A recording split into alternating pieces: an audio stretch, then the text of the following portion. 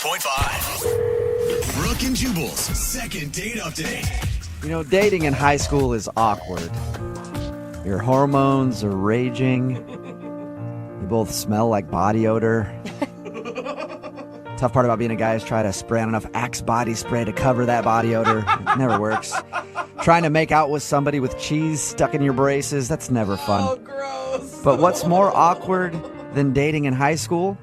Me dating a high schooler. What? Whoa. That's awkward. That took a turn that I didn't want to go to. Curfews you got to deal with. Parents don't get it. It's illegal. Police officers don't get it. Right, exactly. But you know what I say? Age ain't nothing but a number, baby. That is not true. And I'll be there to pick you up at 3:30 this afternoon so we can go get a soda and some froyo.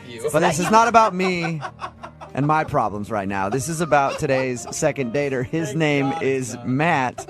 And the reason that I said all that is because Matt reconnected with a high school sweetheart. Oh, thank God. I thought we were talking. I thought Matt was trying to go to homecoming dance all of a sudden, and it was going to get weird. He reconnected with a high school sweetheart, and now she's not calling him back after they had a date. Matt, what's up, dude? Hey, what's going on, Jubal? Not much. How are you? Oh, Matt. I'm good. I'm all right. So tell us a little bit about the girl that you want to call today. Her name's Avery, and we went to high school together. We dated for like a year, our senior years, and then split up for college. I never really came back home until recently. I just moved back a few months ago, and I heard she was still here through some friends and found her on Facebook. And How long ago was this? We started messaging on Facebook a couple months ago. Oh, do you no, mean I meant high how long ago was your relationship with her in high school? Oh, that was like 9 years ago. 9 years ago. Okay, that's a long time. Yeah. Yeah, it's definitely been a while. I mean, you keep tabs on people, but I haven't like seen her or had like a real conversation with her or anything in that time. So is this one of those things, like when you reconnected to her, you've always kind of still had feelings, or you're just like, hey, an old friend? I mean, I still had feelings, definitely, but, I was open to just reconnecting. How did she react to you hitting her up on Facebook after all those years? I guess she was weirded out at first, for sure. Yeah. I definitely tried to show her I didn't have an agenda or anything. I just wanted to see how she was doing, and I think that warmed her up, and we got You to chatting. liar. You did have an agenda. You wanted to ask her out again. Maybe that's probably true. What was your reaction when you saw her picture after 9 years of not seeing her? Well, when I saw her picture on Facebook, I definitely thought she looked amazing. She looked pretty much how I remembered her, except grown up. Nice. I was going to say, she still looked like a 17-year-old girl. I was into that. Gross. Oh my God! No, more like just she seems young and full of life, and she's got that same smile and these gorgeous eyes. So tell us about your date then, when you guys actually met up. What did you do? I took her out to dinner, but we were just basically catching up for an hour and a half.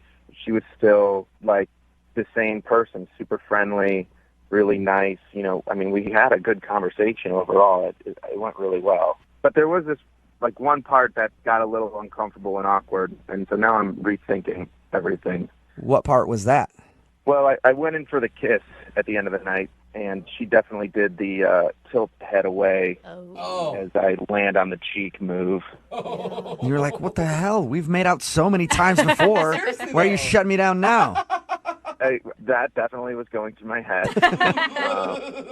But I was trying to cover that. Did she say anything, or did she just dodge the kiss and it was obvious? She said, no, I'm sorry, it's just a little too soon. And I was like, oh no, it felt really normal to kiss you right now, and I'm sorry, I should chill out. And she said, I had a really nice time, I'll talk to you later. And I said, cool, I'll give you a call. And then she just got in her car and drove off, and that was the last time I talked to her. Oh. You haven't heard anything from her since your date at all? Nada. And you tried texting and calling her? I was trying to keep it cool, but I definitely called a couple times and threw out a few texts for the next few days. Since this was your high school sweetheart, it'd be awesome if you called and her parents answered and you're like, can I speak to Avery, please? I didn't call her home line. I still remember it, but I definitely got her new cell phone number. Were you guys firsts? I know that's creepy to say it that way, but I just want to know. Creepy. Asking about their 17-year-old sex life. What's with that tone you use? Exactly. If I said, hey, dude, did she take your V card? That would be different, but I felt like I should say it. Were you guys first? No. Were you? I'm just curious. I don't know. That could how show intimate, how much you yeah, exactly how intimate you were with each other and how serious things were with you and how much she remembers you, because girls don't normally forget their first. Normally, they don't. Normally. No, we were approaching that line, and then college came, so we were dancing with that line, and then I missed my opportunity. Oh, so you're just looking. All right. He's looking to fit in I know the why deal. you still remember her then. She's the one that got away. Yeah, she did. All right, well, we'll play a song, come back, call her, and get your second date update, all right? All right, thanks, guys. Hang on. Moving 92.5. Brooke and Jubal in the mornings. Second date update. We're right in the middle of a second date update, and if you're just joining us, Matt is on the phone. Today, he wants us to call his high school sweetheart, Avery. They reconnected after 9 years and went out on a date, and now she's not calling him back. Matt? Yeah. Before we get to the phone call, I just want to say, I picture you in high school talking to this girl, just kind of like this, just that music playing in the background, that's what the time was. So, hey, Avery, this is Matt. So I was thinking, maybe today after the pep rally, we could sort of, kind of stay behind while everybody leaves, and then we could go underneath the bleachers, and, we could do stuff. Are you interested in, doing some stuff under there? I promise that I'll be really, respectful. I'll do, under the shirt and maybe over the bra, and I will treat you with the utmost respect. And I promise, later I won't go into the locker room and tell everybody that we totally boned down. I'll just give them the honest answer that nothing really happened except I touched your bra. Okay, I probably won't let that happen. I'll probably exactly say that, we went all the way, but that's what we do in high school, so maybe you should just be cool with that? Okay, sweet. Then I'll see you at the bleachers right after the pep rally, okay? So, yeah, cool. Go team. Okay, see ya. Is that pretty much how you sounded? Yeah, a little less Beavis and Butthead, but totally. All right, so we're about to call her and get her on the phone and find out why she's not calling him back. If you didn't hear his date, they went out, they had a good time. There was an awkward moment when he tried to kiss her and she said no. Mm-hmm. Yeah. All right, we'll get her on the phone right now and find out why she's not calling you back. Here we go.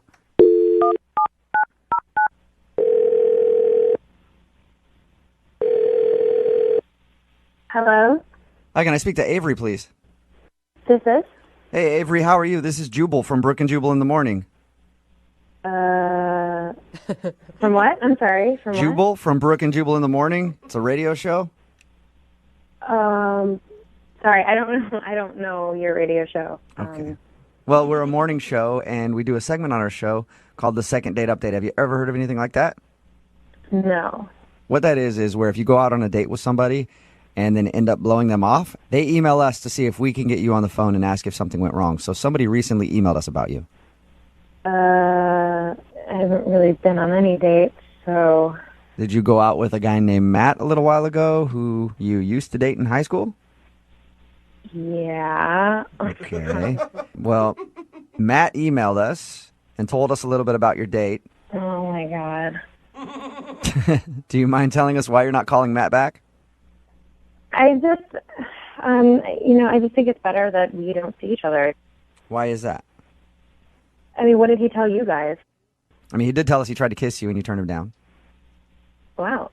Okay, I'm surprised you shared that. Yeah. So he told us all that, and then he said at the end of the night you just got in your car, drove off, and now you won't answer any of his phone calls or text messages or anything. I guess at a certain point in the conversation during the date, I felt weird. It just started to feel weird. What made you feel weird? Well, at a certain point, we started to talk about high school and reminiscing about that, and he really hammered it home hard, no pun intended, how we never had sex. Like, it never happened between us. Like he talked about how you guys dated in high school, but you just never quite Sealed the deal. got there. Right, exactly. And then he continued to talk about it. How did he talk about that? It I'm just- curious. I did ask him because I'm kind of a creep like that. You might not know me very well, but I was like, hey, were you guys each other's firsts, or did you go all the way since it was a high school relationship? And he said that you guys messed around a lot but never did anything. So how would he keep bringing that up, though? Well, he just said, aren't you curious what it would be like? What? And then he started bringing up memories about, like that one time in the living room when your parents came home, or, we almost did it and then they came home, or, he's like, I learned a lot of stuff in college. I learned a lot. Was he trying to impress you with his newfound skills? I don't know. I mean, it started to get really creepy because he was clearly fixated on it, like for a long time. Like he'd really been thinking about it for a long time. It was really obvious. Did he say it that much, or were you just sensitive to it? I mean, he would not let it go, and if that wasn't enough, he kept dipping his carrot in and out of his mashed potatoes as he was talking about it. Gross! You like? Was he doing that on purpose?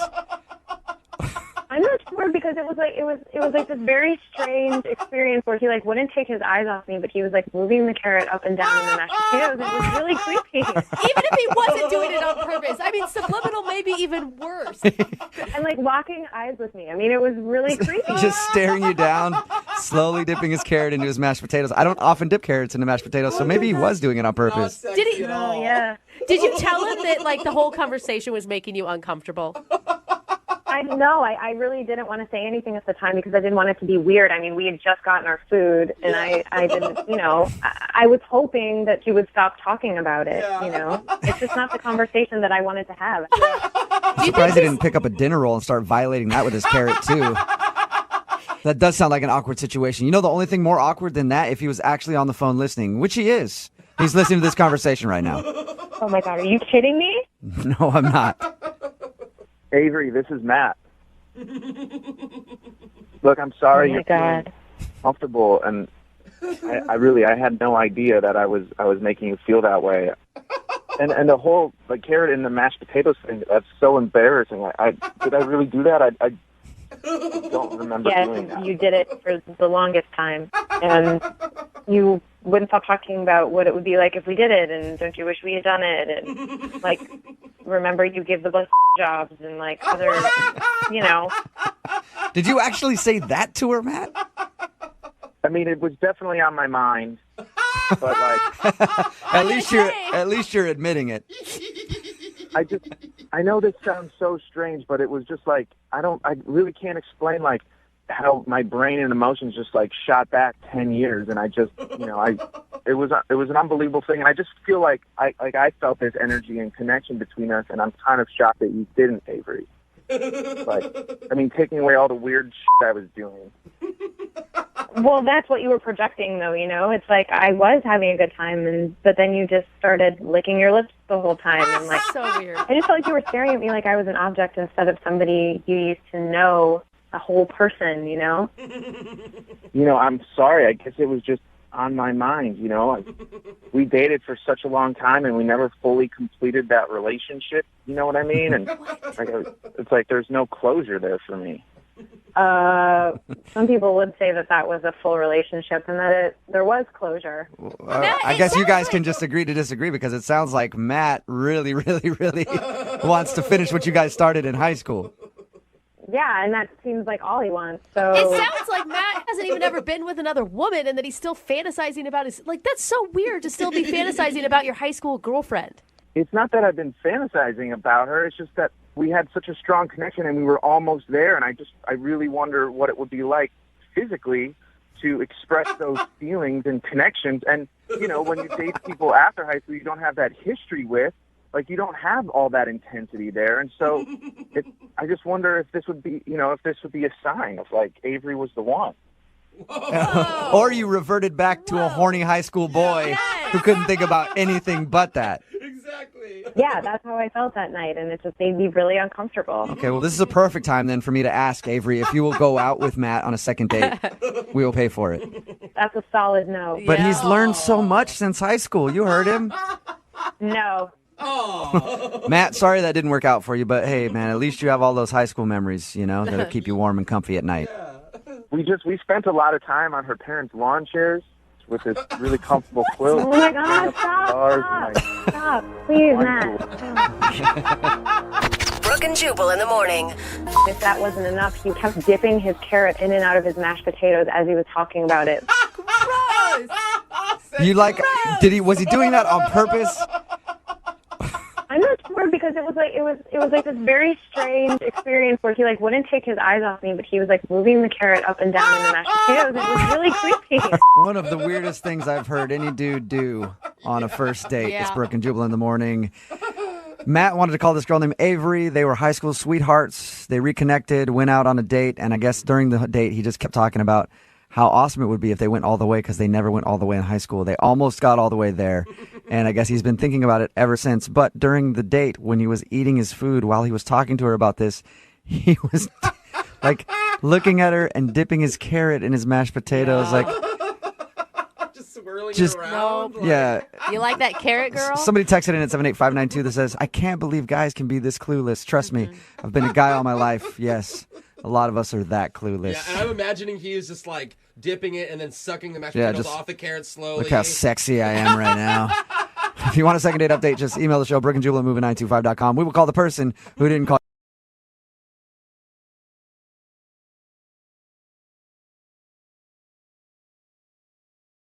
Green.com. And every once in a while, we do a special segment on this show called a second date update, Yeah. where we contact a couple who has appeared on the show in the past to find out what's going on with them now. Are they still together? Are they not together? Are they hungry? What? I hope they're not hungry. I don't know that we've ever updated on their hunger level. Well, all I know is if they are hungry, I don't have any food for them. So I hope they're not hungry. Okay, I hope not Okay. too, buddy. I think we'll be okay in that category. Least of our worries. Okay. I mean, unless they're hungry for love. Nervous about it. You never know what could happen, but people that we call today had one of the most touching stories from the past year, and we were dying to find out what happened. We'll play the audio for you and then talk to the couple immediately following in your second date update right now. Moving 92.5. Brooke and Jubal's second date update. I'm honestly stumped as to why the woman on the phone for a second date update today isn't getting a call back. I mean, usually when you follow somebody across state lines, no big deal. What? Yeah, they usually no. appreciate that when you just show up unannounced somewhere, right? And now we're going to stalk the guy again by calling Yes, him we in a are. second date? Her name is Abigail. Abigail, what's up? Hi, guys. Okay, he's already made you sound creepy right from the get-go. I'm not creepy. I'm just a bit confused. Okay. Sometimes there's a thin line between creepy and confused. I've been a victim of that many times. You have a pretty interesting situation, Abigail. Why don't you tell everybody, first of all, the guy that you want to call, what's his name? Brian. Brian. And how did you meet Brian? Well, I'm a little leery on going on online dates and meeting guys on dating websites because they're usually either nuts, ugly, or smelly, or just not. God, it sounds like so many great options. I don't know why you're so upset about this. But, I gave it a shot one more time, and I met Brian. And I got to tell you, we hit it off immediately. It went from 0 to 60 in virtually no time. So you liked his aroma. He had a good aroma, a good scent. I mean, from what I could smell over the phone, he was great. Oh, so you're saying it went from 0 to 60 before you guys even met in person? Right. I mean, it was Oh. instant attraction via conversation. Wow. His profile picture looked great. And then I did a little more digging and found his Facebook profile, and I realized it's really what he looks like. Uh-huh. Okay, did you get his tax returns? 'Cause it sounds like you put in a lot of effort. If I'd done a little more digging, maybe. Yeah. So, I mean, that's a lot of pressure to put on a date when you've been disappointed so many times. Were you worried about that? I was, and that's why I did my due diligence, and we talked for hours. I mean, there was nothing I couldn't discuss with him.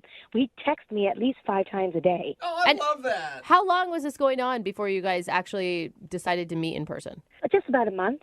Whoa, that's a long time. Yeah. I really wanted to see him, but the thing was, he lived 2 states away. Oh. So the whole logistics of meeting each other was really difficult. I see. I was going to say, like, what took so long? Yeah, that makes sense. That's it. But I thought we had kicked it off so well. I wanted to do a grand gesture of romance. And one night when we were chit-chatting, he was telling me his best friend's birthday was that weekend and where they were going to be and what the plans were.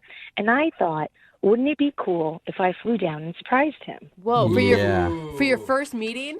I mean, we had chatted for so long. This was inevitable that one of us was going to fly in to meet the other. But a surprise and just showing up is a whole different ballgame if you don't know him that well yet. But it could, I mean, I could see where it could pay off. Like, it could be an amazing thing or it could be really bad. So how was it when you saw him for the first time? I just started drooling. He was so gorgeous. Oh my gosh. Wow. Well, maybe that's why he's not calling you back. You just showed up randomly out of the blue with drool all over you.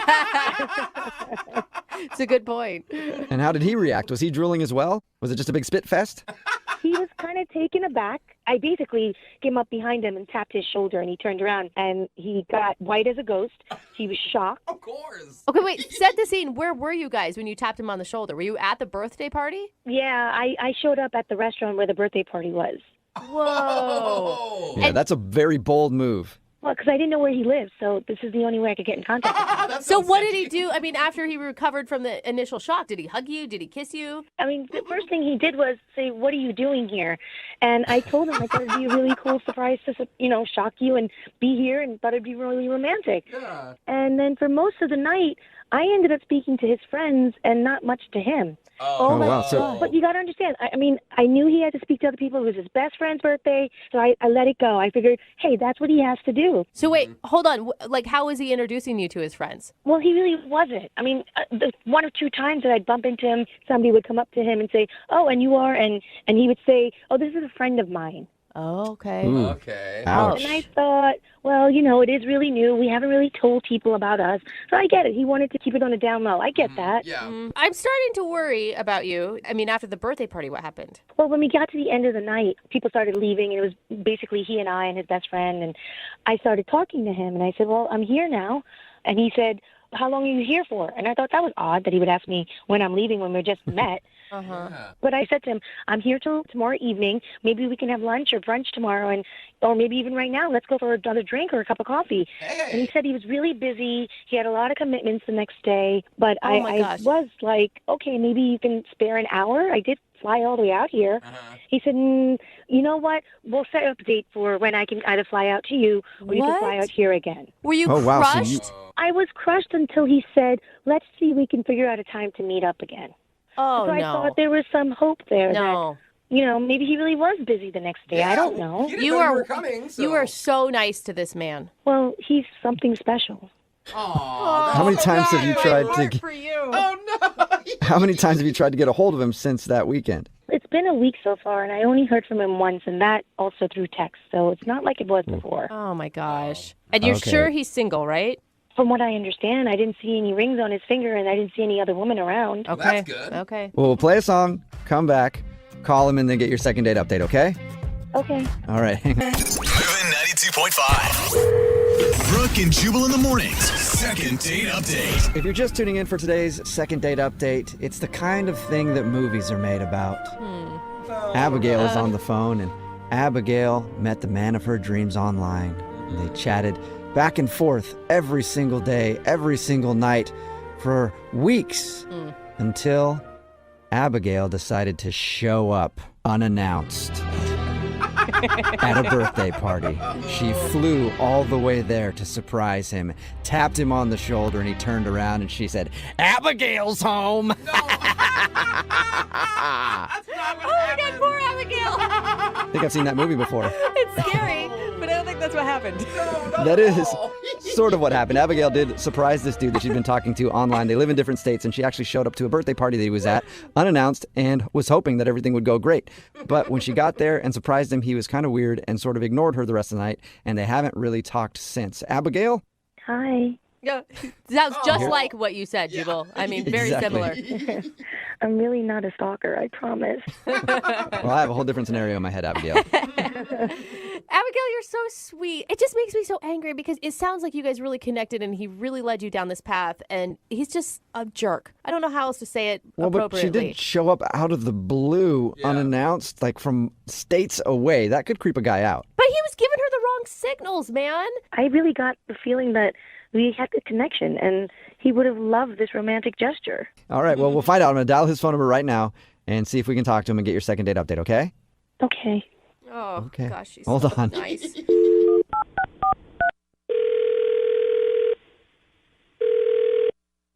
Hello? Hi, can I speak to Brian, please? Yeah, this is Brian. Who's this? Hey, what's up, man? How are you? This is Jubal from Brooke and Jubal in the morning. I'm sorry, who?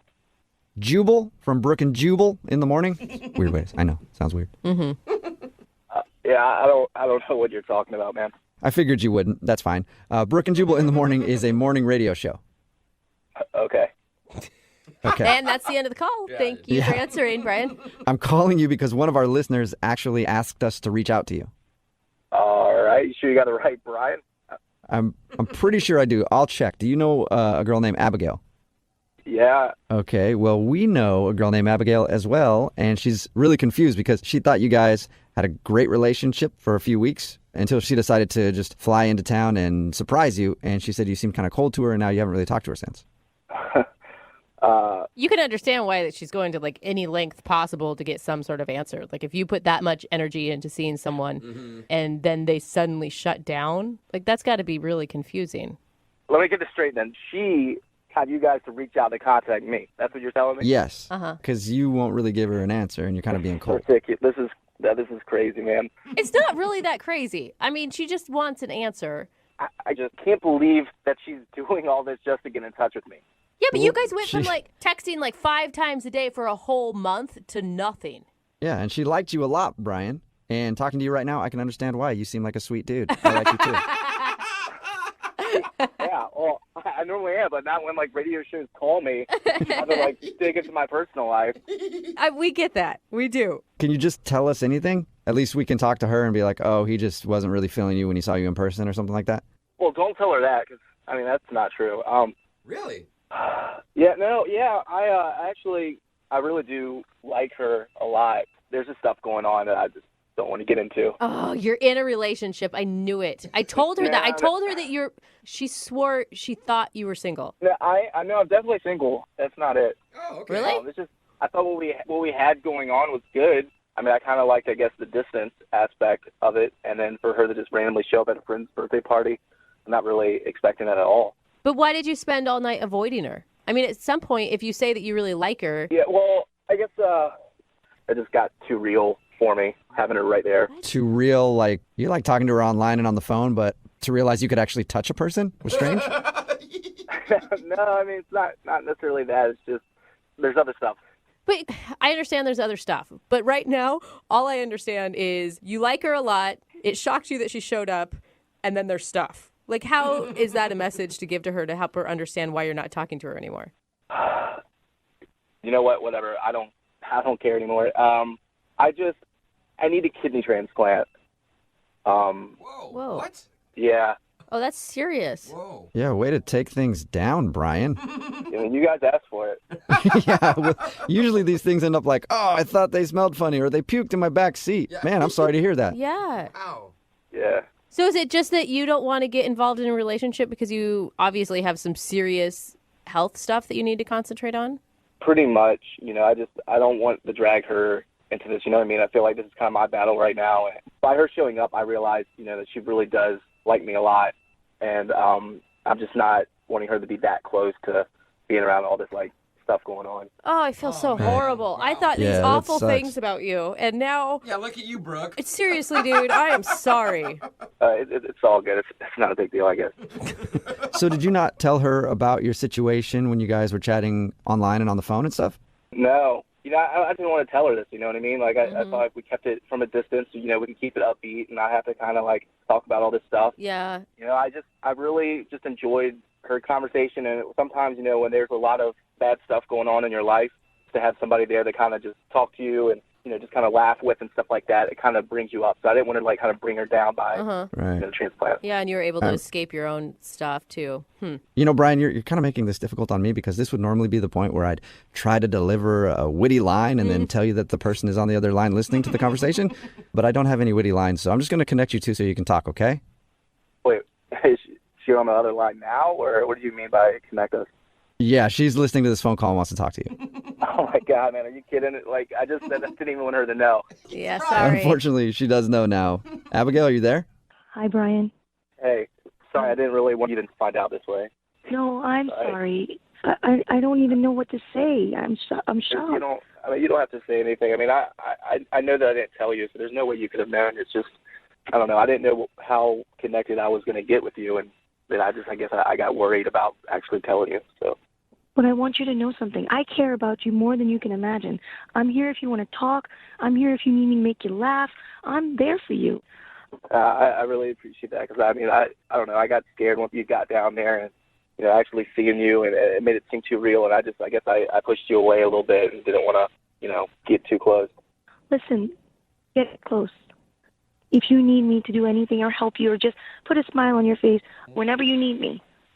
Yeah, you're such a sweet person. I don't want you to get all caught up in this and then something go wrong. Right now, I'm on a waiting list. I'm not, there's no guarantee of when I'm going to be able to get the transplant. And honestly, Abigail, I really care about you, and I really want to, keep you in my life. And at the same time, because I care about you so much, I feel like I can't. I don't know. I'm just really torn right now.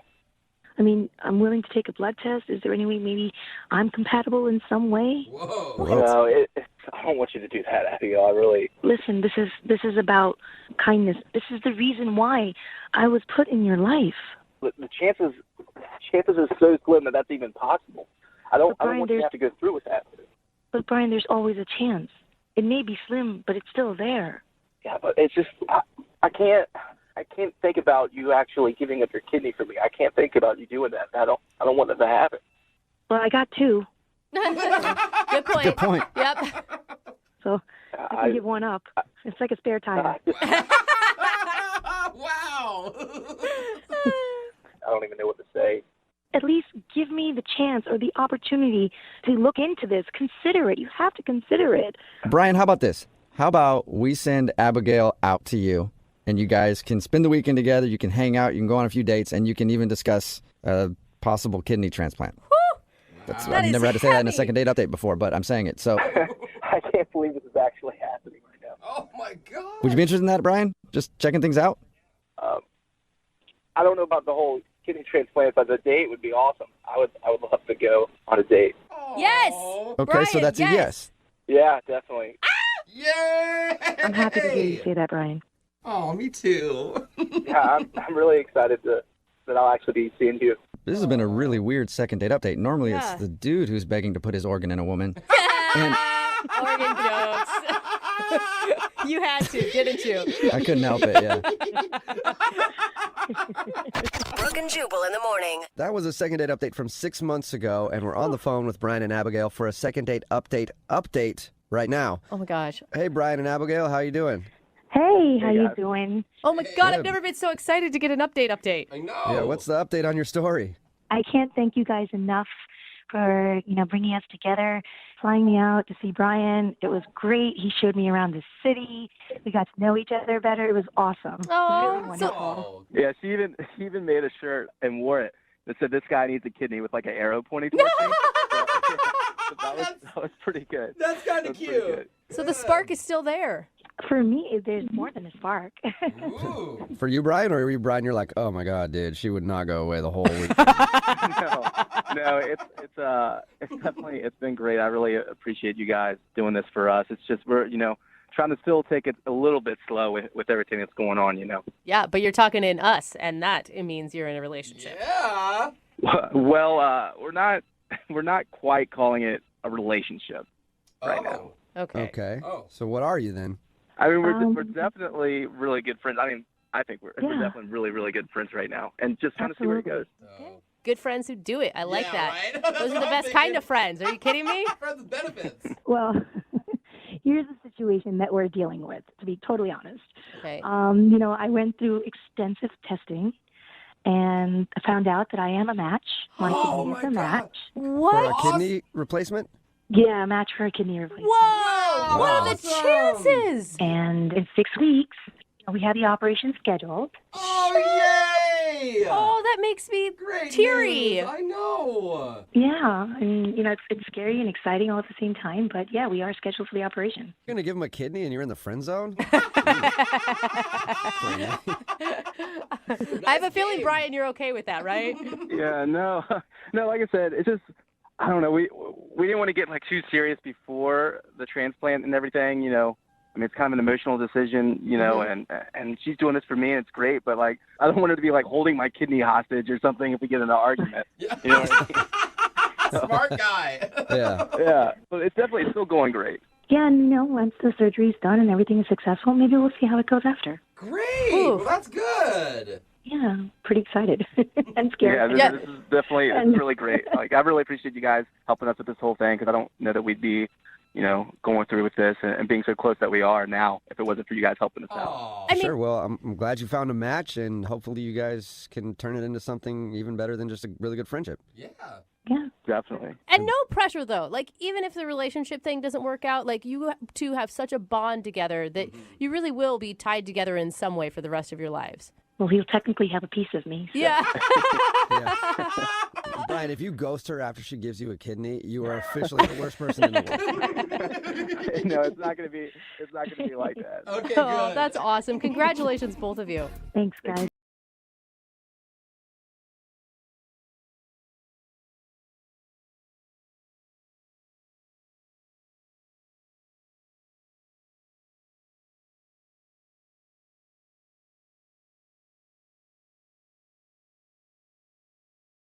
A girl named Amy is on the phone. She wants to do a second date update with us. She sent an email in. Her email was interesting. I'll tell you a little bit more about that in a second. But my favorite thing about her email, at one point in all caps, it said this: I did not go all the way with him. We just fooled around. 3 exclamation points. Wow. All right, Amy, get the point. So you met a guy, it says, at a movie theater, and then you did not go all the way with him. That's correct. Okay. Why is that so important for you to put in all caps, Amy? Because I'm not that kind of girl. I mean, we just met that night, and we just fooled around. We did not go all the way. Okay. My guess is that at some point in your life, you've been called all the way Amy. Oh, no. Okay. All right, let's find out a little bit about your date before we get into the specifics of how far you went, because I want to know everything now that you put it out there. What part of the way? Yeah, so your email says that you met this guy at a movie theater? Yeah. Me and my friend, we went to see a movie, and these guys sat down next to me. One of them, his name was Marcus, and he was all tattooed and just had this bad boy vibe. I love bad boys. I think that's the problem. Yeah. A lot of ladies love bad boys. Like really rough around the edges, kind of too cool for school vibe. Yeah. You can't stop thinking about him, can you? I can't. And after the movie, he was like, do you guys want to come to a bar with us? And my friend really didn't want to go, but I convinced her to. Because you just had to get more of Marcus, huh? Oh, yeah. Yeah, well, yeah. So how much convincing did it take to get your friend to go to the bar with these guys? I mean, she owes me one, put it that way. It wasn't that hard. Now, did she not want to go because she didn't like the dudes, or did she had to work the next morning? I mean, the other guy just wasn't that appealing. Oh, okay. Like, Gotcha. So she's like, I see. Yeah. Why do you get Marcus? And I get his other friend. I guess I was lucky. So you obviously went to the bar. How did that whole thing play out? It was great. I mean, well, for me anyway, me and Marcus, we hit it off, I thought. I mean, there was some chemistry there. And we kind of started making out at the bar. Yeah. I'd say that's a good sign if you have chemistry, if someone's making out with you, that you're getting along. Yeah. And my friend at that point was pretty over the whole thing and wanted to go. So she ended up leaving and left you with Marcus and his friend?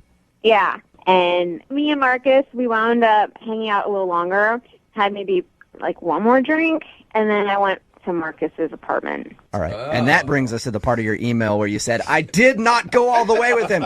We just fooled around. Right? It's true. True. All right. Did you end up staying the night at his house, or did you bail that night? No, I had to work early in the morning, and after a while, I was like, you don't want to give the prize away the first day. I mean, he'll never call me if I sleep with him, right? Yeah, but now you didn't sleep with him and he's not calling you anyway, so you should have done it. it. Hindsight is 2020, isn't it, Take Amy? note, all the ladies listening. And how did the evening end? Well, the evening ended. I basically was like, let's call it a night, and he didn't want to at first, but I mean, I wanted to stay, really, I did, but I made myself leave. I made myself. Was it one of those things where you're like, okay, if I don't leave, then I am going to go all the way, and I'm going to regret it? Absolutely. I've done that in the past, and I do not ever want to put myself in that position. That's such an internal struggle, too. You have the full conversation with yourself in your head. Oh, absolutely. It's like the devil on one shoulder and the angel on the other. Yeah, we've all been there.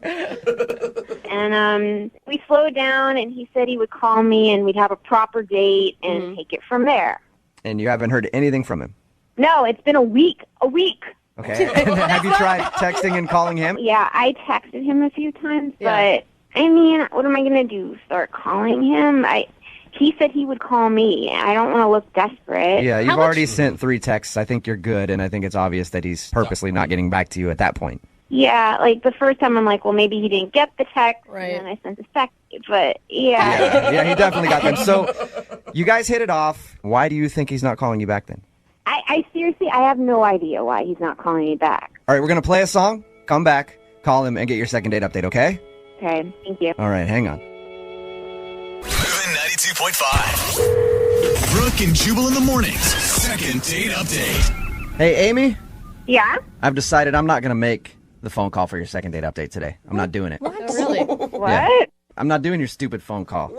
I'm doing whatever the I want, Amy. You know why? Because I'm a bad boy. I don't give a about rules, right? Can't tell me what to do. Yeah, Amy, you like that, don't you? Amy? Amy? What? I was just trying to be a bad boy there because you said in the first part of the second date update how you really like bad boys, and the guy that we're about to call gave off that bad boy vibe, so apparently I didn't pull it off as well as he did. Oh. Yeah. All right. Well, just to refresh everybody's memory, Amy met this dude at a movie theater. He sat down next to her. They talked and then agreed to go out to a bar afterwards. They ended up making out at the bar and then went back to his place and messed around a little bit, but they did not go all the way. Amy wants us to be very clear about that. All right, Amy, I'm going to dial the phone right now, see if we can get him on the phone and find out if there is a particular reason that he's not calling you back. Okay. All right. Maybe it's because he's a bad boy. He doesn't pay his cell phone bill. Who cares, right? Maybe his phone fell off his motorcycle. Who knows? Yeah, that's what it is. Actually, he was on his motorcycle. He threw his phone off. He doesn't care. All right, I'm going to dial the phone number right now, Amy. Here we go.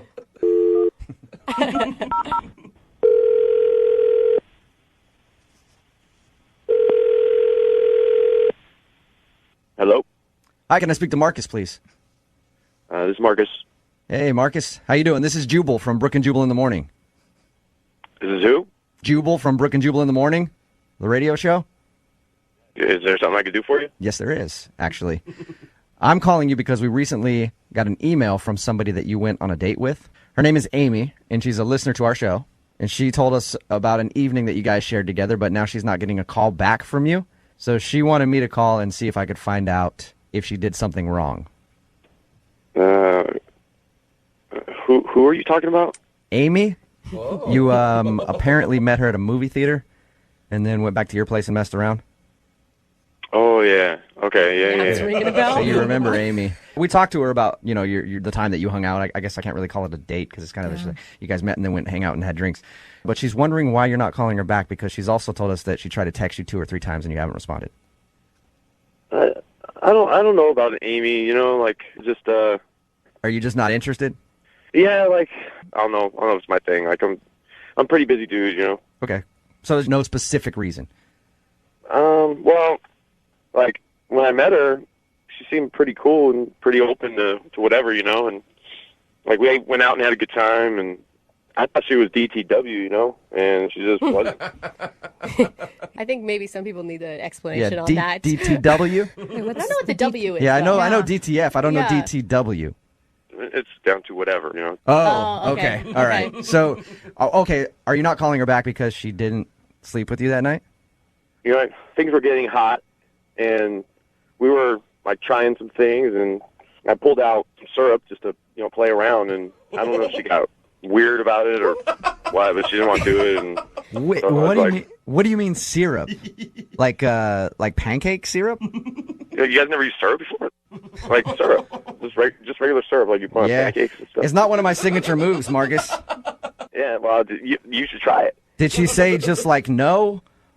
She kind of just everything kind of stopped. Then you could tell she wasn't into it, and I'm definitely not the type of guy to force syrup on somebody. Yeah, you're not just gonna dump syrup all over it. my God. That's good. I think that's a good way to be, Marcus. Yes. Most people just don't want syrup dumped all over their body unless they're a willing participant. So you think that she's just not a good time? I just think maybe she's a little close-minded or whatever, or she just hasn't experienced much life Did you or something. Or Did you at least give her a warning before you went to the kitchen and got the syrup? Well, yeah, I got up, left. I came back with syrup, and like I started to undo the top, and like it's pretty obvious what's going to go down after that. Yeah. And you could tell she was just getting real awkward about it, and like she wasn't kissing me anymore or anything. So I was like, whatever. Okay, I'm just going to put the syrup away. So you think she's closed-minded and kind of prudish because she wouldn't let you pour syrup on her body the first time you hung out? Yeah, she's just, she's conservative. That's fine. It's not for me. Like, I like experimenting and doing different stuff. It's just my thing, and it's not everybody's thing. So. Yeah, but it's different if you to have a conversation maybe leading up to it, like, hey, you want to try something, and then you go into it. Like, the surprise syrup is a little much, I think, for anybody to handle. Well, let me put it this way. I've been with girls that are into syrup before, and you just know. You could tell a girl that's into syrup from a mile away. Hey, Marcus. She's from Canada? Oh, my God. Marcus, let me ask you this. If she was down to have syrup poured on her body, which is apparently your thing, would you be willing to go out with her again? Like, would I hang out with her again? Yeah. Maybe. Like, I don't know. I don't want it to be all about the syrup. Oh, now she wants syrup on her, and so now I'm cool with it. Well, I think syrup expectations. I think it would be good for us to find out from Amy. Yeah. Well, I don't know. Like, I don't know if I'm going to call her back, You don't have to, because she's actually on the phone listening. She's on the phone right now? Yep. Hey, Marcus. What up? Yeah. I didn't know you were on. I'm sorry. Surprise. Yeah. Oh my gosh. I'm really shocked. It's not that I'm a prude or anything, but I didn't even want to go all the way. I kind of using syrup isn't going all the way, but like I just don't want to have to worry about like, hey, is this okay? And then is that okay? And then like I just kind of want to go with the feel, and wherever if the experience takes us, we just go with it. Yeah, totally. I'm like that too, but it kind of threw me for a loop since we first met. Like I don't even know where you went to high school, or Yeah, usually you want to find out where someone went to high school, and then you bring the syrup into the mix. Yeah, I don't really know you that well. It's not that I'm closed off to experiences, but I want to be comfortable with the person I'm with. Yeah, but all I did was pull out a little bit of syrup, and you seem to get like real closed off real quick. And how else do you want me to read that? Like, okay, she's not into this stuff. She's not into syrup. Got it. Moving on. I'm open-minded. I'm not conservative. Well, I've done marshmallow fluff. Hello. Wow.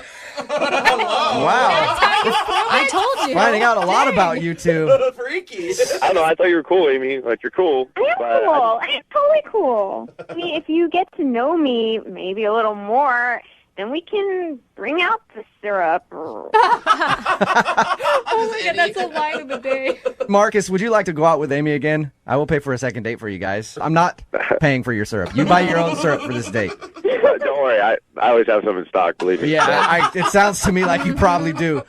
Would you like to go out with Amy again? We'll pay for a second date. You'll pay for it. I'm down. I'm down to hang out again, Amy. All right. Awesome. We're going to have a really good time. Yeah. I bet you guys are. Yeah.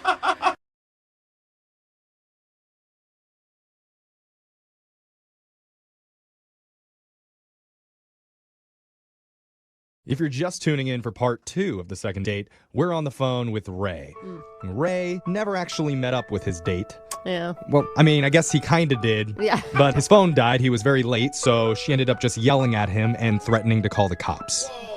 Not the most successful date we've ever heard, but not the least successful. That is true. That's also a true statement. I honestly think it could be way worse. Yeah. And I've done way worse. Yeah. You know what? I believe that, Ray. Yeah. And you never got to explain that you were just down the road at some old couple's house smoking a J while playing Boulder Dash. Whoa. We were watching Jeopardy. Start with a J. Well, we're going to find out a little bit more. Are you ready to call Kate here? I would love a second chance with this girl. I think you've got, like I said maybe before, but I was even thinking about it more. I think there's no way this girl is not going to give you a second chance, right? She was super mad at the moment, not because of you, but because of all the bad dating experiences she's had. And I think she's not calling you back now because she's embarrassed. Like, how embarrassing to overreact like that. Yeah. Well, I mean, she didn't even really know what she was overreacting to. She was just like, you're an hour late. That's ridiculous. And I 100% respect that. Yeah, for sure. See, it's good that you understand that. This is going to be fine. All right. Well, we're going to call Kate right now and try and get your second date, okay? That would be so great. Thanks, guys. All right, I'm dialing the phone number now. Here we go.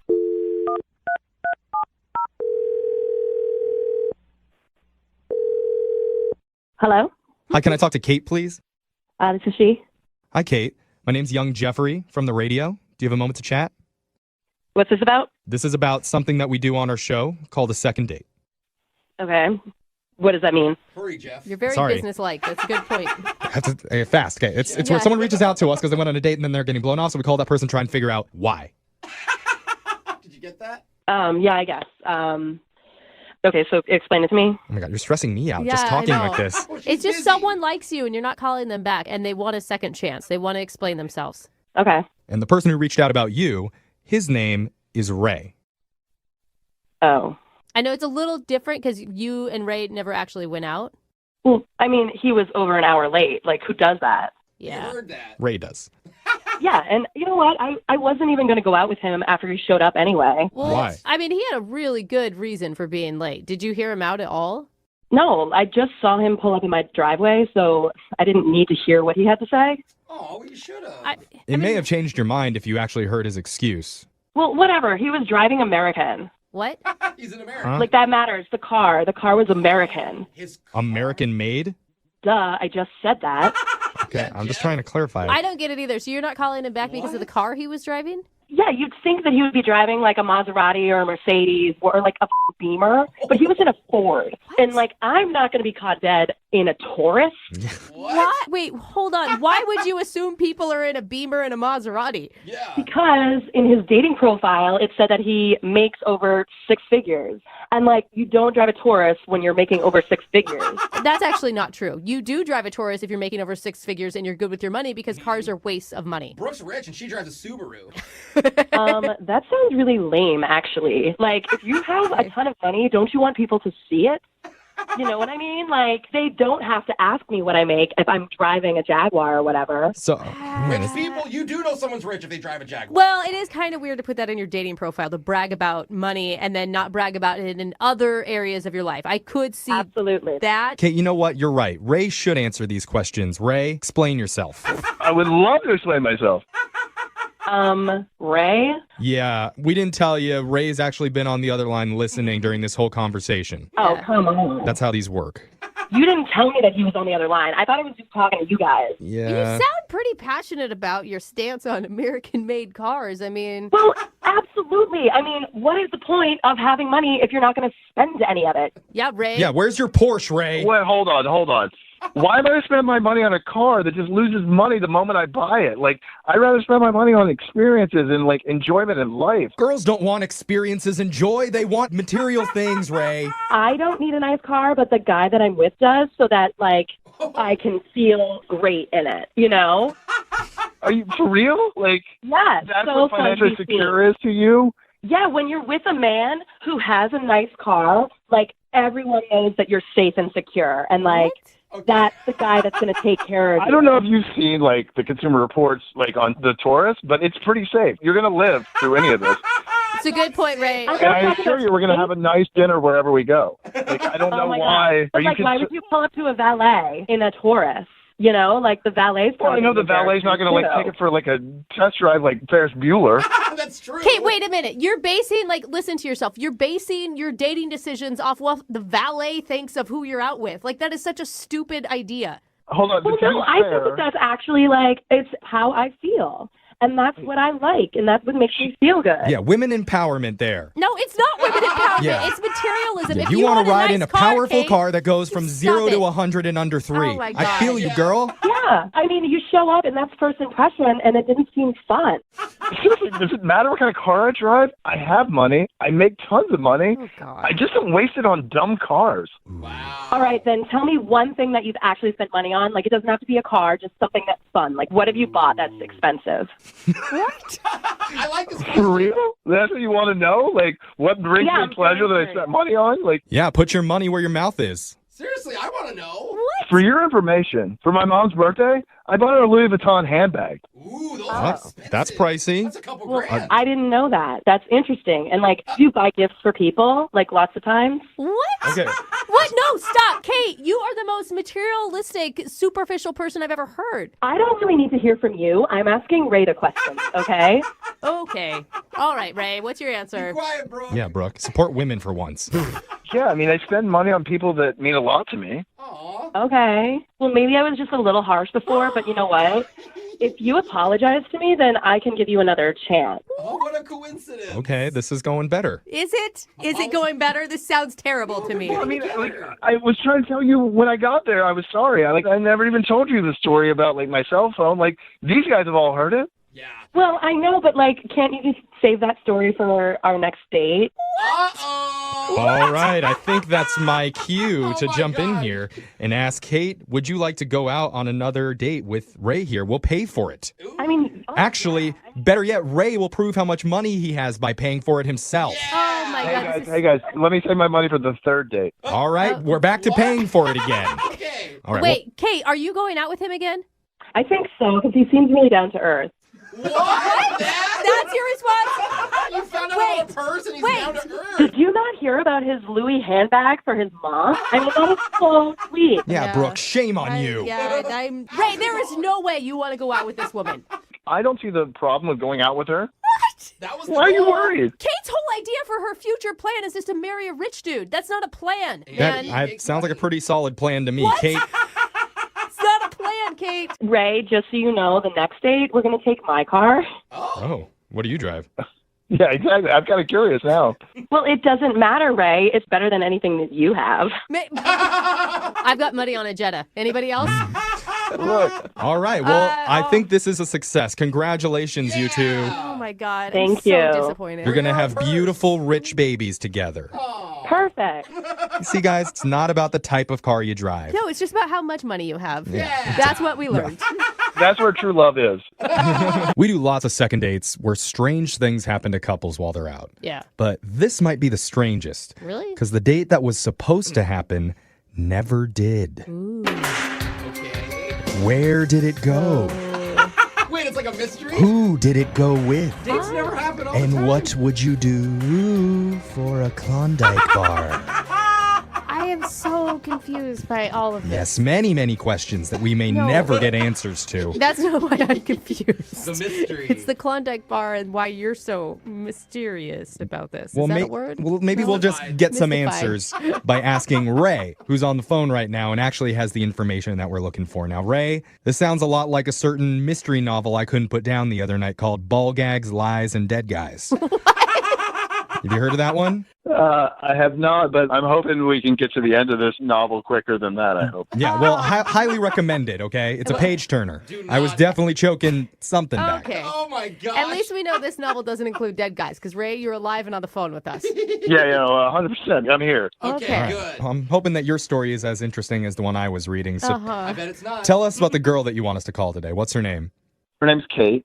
Okay. Okay, and how'd you meet Kate? So we met online on an app, yada, yada, yada. Not so interesting. But we hit it off. It seemed great. Okay. We were having a great time. We were chatting back and forth, and we decided to, meet up. Yeah. Here's where the problem comes in. I'm on my way to her house. My phone dies. I start digging around, no phone charger. Oh, it's the worst feeling. Oh gosh. I kind of remember the address. I definitely know the street. Oh, no. Oh, it's like olden pretty days. How do sure you you know. navigate? Oh, Yeah, my you God. had to pull over, ask for directions. Well, as for directions, but I'm like, do you guys know Kate? Yeah. You could have gone to a gas station and bought a charger for your phone. Oh, that's actually smart. I didn't ever even You're think of right. But my biggest fear was to be late for my date. that. Okay, so did you find her apartment? Well, what I think is the address that Kate lives at is actually the address of this lovely elderly couple. Aww. So you had a date with two old people. Cool. Well, I did. I spent a good bit of time with them. So, did? wait, hold on. You walked up to a house thinking that it was Kate's place, but an elderly couple answered the door and you went in? Well, an older woman answered the door, and I asked if Kate was there, and she's like, come on in. She didn't quite say Kate didn't live there. Oh, my God. I mean, I think they were a little lonely, but it was cool. So with hanging out with your new old friends, did you find out that this wasn't Kate's house? I found out right away, but like the lady was so insistent on like helping me find Kate Oh, no. that I couldn't leave. Did these old people not have a cell phone charger for you either? No, they had one of those like rotary dial phones. Oh, my God. A landline. All right. So did they ever locate Kate for you? They called around to the neighbors and finally figured it out. Oh, my God. Old people like have time to do anything. Like you can walk in with a problem and they'll spend the entire week trying to solve it for you. Well, and all of a sudden, you're like the hot topic of the neighborhood gossip. I'm sure they're still talking about me today. So wait, what happened? Did you meet Kate? I went over there and it was not good. Oh. No. Was she mad that you were late? Yeah, I mean, she definitely was a little bit upset because like I was over an hour late. Yeah. She didn't even like want to hear that I was like talking to her neighbor. These old people, like she was over it. So she hasn't even heard your cute story about your cute old friends now? When I tried to explain to her like what had happened, she told me to like get off her property, and if I didn't get off, she was going to call the cops for trespassing. Oh, that's a good. That's a positive response. Probably a good sign that she wanted to see you in handcuffs. I don't think that's what we take from that. Well, I mean later, but like after dinner, I guess. Yeah. So the date never happened, and so we know why, obviously. She's not calling you back, and you're just hoping we can convince her to go out again?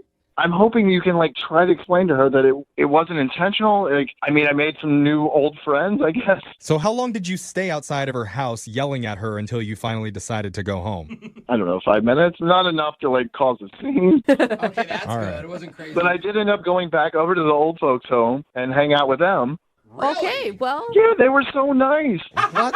And I felt bad for them because they were like, if it doesn't work out, come back over here. So I did. Oh, my God. What did they say about Kate? I mean, you told them the whole story. They're obviously vested in your love life at this point. They felt terrible for me. They said that any girl would be lucky to have me. Oh, classic. Yeah, that is classic classic old people. They pinched his cheek. Yeah. All right, Well, so look how adorable he is, Henry. so you haven't been able to reach Kate at all. Not at all. How many times have you tried to get a hold of her? Well, a few, but not too many. Like a couple texts and one phone call. Okay, so not a crazy amount. That's a All good right. sign. I think we can salvage this. I think she was just angry in the moment. Now that she has time to calm down, she hears the story. We're getting you a second date. I agree. Or if not that, at least a partner at the bingo game. So there's going to be a positive that comes out of this. We're going to play a song, come back, and call Kate, try and get you a second date, okay? Oh, my God. Thank you, guys. That'd be huge. I feel like I totally screwed this up. All right. Yeah, we're going to try and fix it for you. Hold on.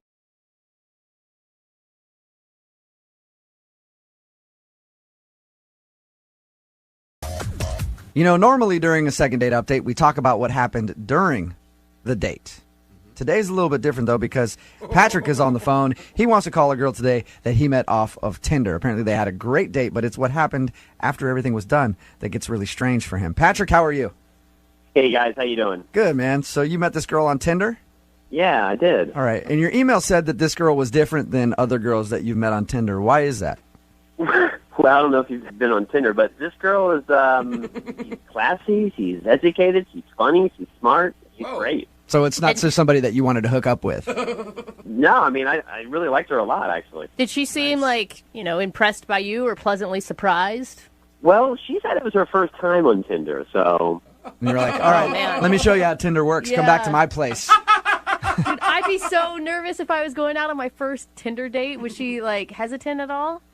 Well, maybe at the start she was, but after some wine and some more wine and some more wine... It always seems to help. Yeah. So your email says that you guys had a great time during your date and everything went well, but the weird part was after the date. What do you mean by that? Yeah. Well, the other night I put her in a cab, and, we had a nice passionate kiss, said goodbye, and then, the next day I started getting some really bizarre text exchanges with her. I mean, just weird. Did she text you first? No, I actually texted her and said, hey, I had a fantastic time. When can we see each other again? That's super weird. Yeah, crazy. No, here. Oh, you know what? Let me bring it. Hold on. Let me get it up. Hold on. Here. So then, her response after I said that was, would you go to South America with me? What? What? Was she joking? Exactly. So I text back, LOL, you're funny. And then she texts back, I'm serious. Whoa. Okay. I mean, obviously at that point you're like, what are you talking about? We went out on one date and you want to go to South America? That's exactly what I said. I said, you're not serious. LOL. We just had our first date. And then I wait a while, and then she texts back, never mind. And I text right back, how about we hang out within the country somewhere? LOL. I think that's a good response. Perfect, Yeah. buddy. I thought so too, right? So I'm waiting, and a whole day goes by, 24 hours, and she finally gets back to me, and this is her text. I can't see you anymore. You're a real great guy. Good luck in the future. What? That is weird. So she asked you to go to South America. You were like, are you joking? She said, no, I'm serious. And then because you wouldn't go, she said, I don't want to see you anymore. That's what it seems like. And I'm like, what the? And I texted and I called, and she won't return any of my calls or texts. So I mean, what the? I have no idea what's going on. Is that the first time you guys talked? I mean, like, did you know she's going on vacation in South America or she's moving there? It's the first time I ever heard anything about South America. So you met her off of Tinder. How much do you know about her? How much did you discuss about her personal life when you were on your date? Well, we joked about our families and our jobs and, where we went to school. So, I mean, I kind of feel like I got to know her. I guess what I'm asking is she rich?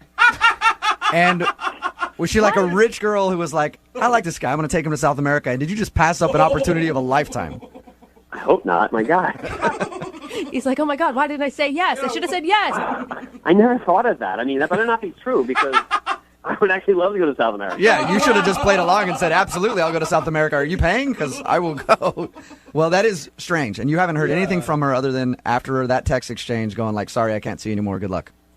She has not responded. Maybe she found a South American replacement, taking somebody else down there. Did she come off as someone who is like a lot of spur-of-the-moment decisions? No, I mean, it was one date. I mean, I don't know that much about her, but she seemed sane. Yeah, until you read those texts and then you're like, you sure you want to call her? You sure you want to try to get her on the phone? I want to know what the hell. I mean, what was that all about? Okay. So you do want a second date, maybe, but you also are just like, why the invite to South America and then blowing me off after? Yes and yes. Okay. All right, well, play a song, come back, call her, and get your second date update, all right? Okay, thanks. Yep, hang on. Moving 92.5. Brooke and Jubal in the mornings. Second date update. The guy on the phone for a second date update today passed up the opportunity of a lifetime, an all-expense-paid trip to beautiful South America. That's right. He met a girl on Tinder. They went out for a fabulous date. According to him, everything went fine, even into the night with a passionate kiss. And then it was what happened after the date that was strange. He got invited on a trip to beautiful South America. And he said no. And then she won't talk to him ever again. Right, Patrick? That's what happened. Yep. Yep. I thought she was joking. So Patrick went out on a date with a girl they met off Tinder. They had a good time, but after the date, they were texting back and forth, and out of the blue, she asked if he would go to South America with her. He said no, thinking she was joking, but apparently she was serious because it pissed her off, and she's never talked to him since. You know what? I don't even know if we're going to be able to do this second date update, because I'm assuming we're going to call her. She's going to be in South America, and her phone's going to be off, Patrick. Well, that'll be an answer, I guess. I really want to know why she would invite you to South America the day she met you. You want to know? Yeah, no kidding. No kidding. Are you regretting turning her down already? You guys keep acting like I was offered a trip from a game show or something. I mean, I don't think she was kidding. I don't even know. All right. Well, I'm going to dial the phone number right now, see if we can get her on the phone, and get your second date update. You ready to go? Yeah. All right, here we go.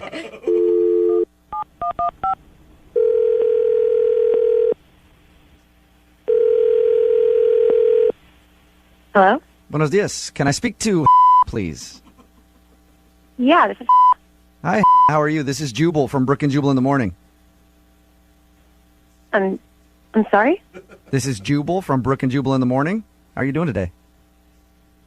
I'm sorry, I think you have the wrong number. I didn't sign up for anything, I'm sorry. I know you didn't sign up for anything, but somebody sort of signed you up for something. Okay, well, I'm sorry. If that's true, then you can take me off the list. I'm not really interested. Unfortunately, I can't take you off the list because this is a morning radio show, and you recently went out with one of our listeners, but aren't calling him back. So he asked us to get you on the phone and find out why.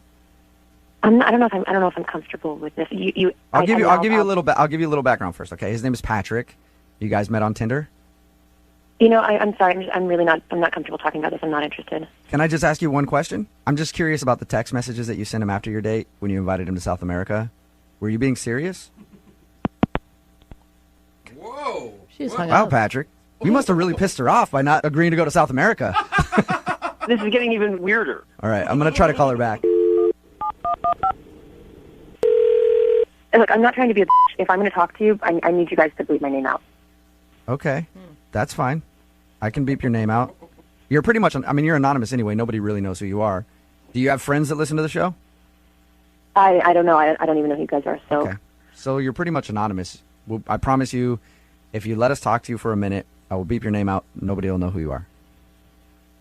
So what do you need to know? Well, I'm curious about the text messages that you sent to Patrick. So we talked to him about your date. He said that it was great. And then he told us after your date, you asked him to go to South America. He thought you were joking, and then it sounded like you were serious. And that's the last he's heard from you. Those were private messages, and he probably shouldn't have shared them with you. Okay, but he did, and he liked you a lot, so he asked us to get you on the phone. Do you not like Patrick? No, I thought Patrick was a really cool guy. I thought he was, cute and funny and smart. Okay, and were you serious about the invite to South America? I'm just, my life's been pretty complicated lately, and Okay. it's just, I'm just going through some weird stuff right now, so I don't. Okay, well, I don't want to get into all your personal stuff. I appreciate you taking the time to talk to us. If you liked Patrick, though, can you help us give him some sort of explanation? Because he really enjoyed your time together, so much so that he emailed us to get you on the phone. I feel super shitty. I didn't want him to feel, I don't want him to feel blown off. I don't want him to feel like he's not a good guy. He is. It has absolutely nothing to do with him. It just has to do with what I'm dealing with right now. Okay, can you give me anything that I can say to him, though? Like, just tell me what I can tell him so that he can feel good about it and move on if you don't want to see him again.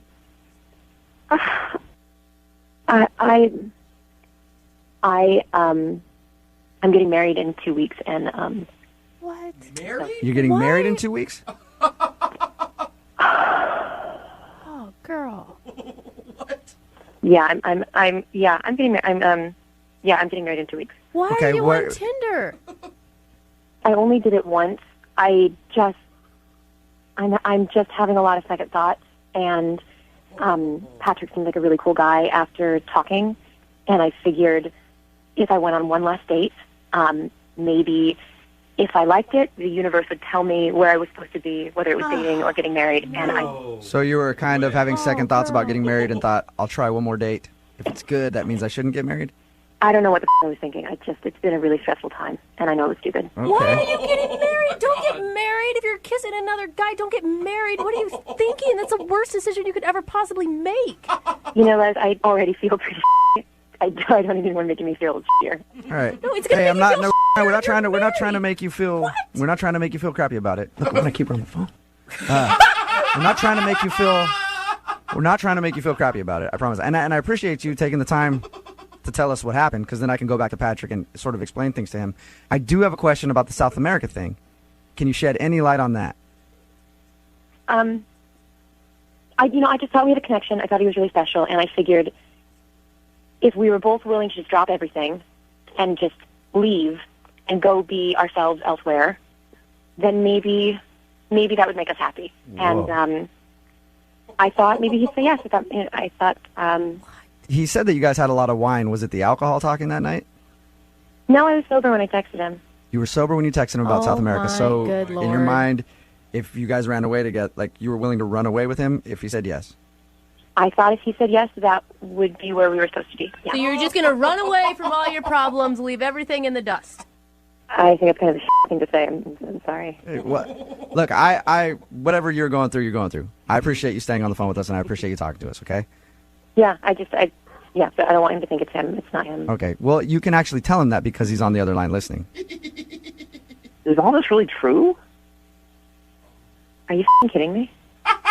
No, that's Patrick. I'm so confused right now. I'm sorry, guys. It's bullshit.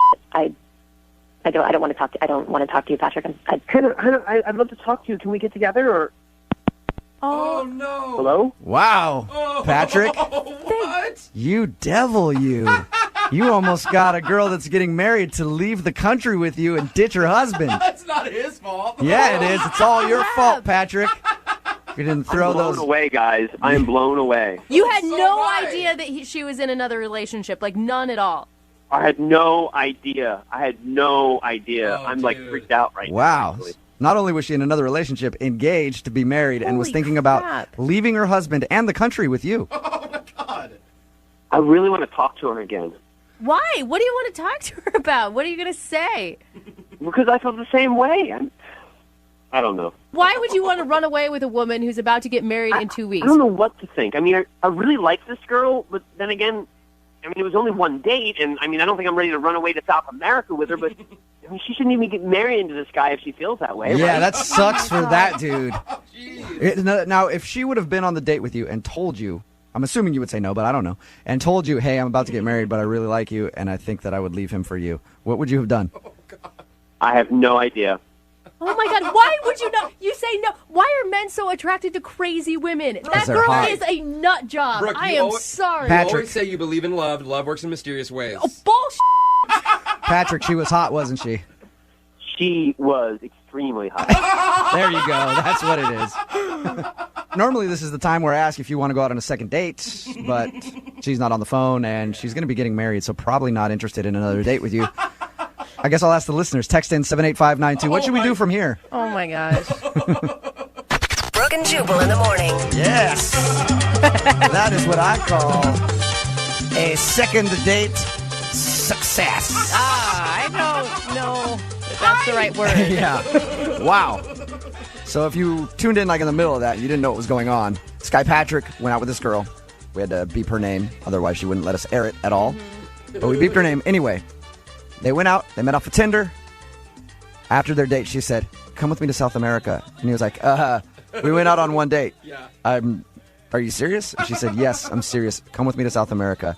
And he said, "How about we just hang out in the States and maybe someday later we could go to South America?" And then she was like, "It's not going to work," and stopped texting him back. The reason being, she was about to get married and was having second thoughts and thought that maybe he was the one for her and wanted to run away with him to beautiful South America. I'm sorry.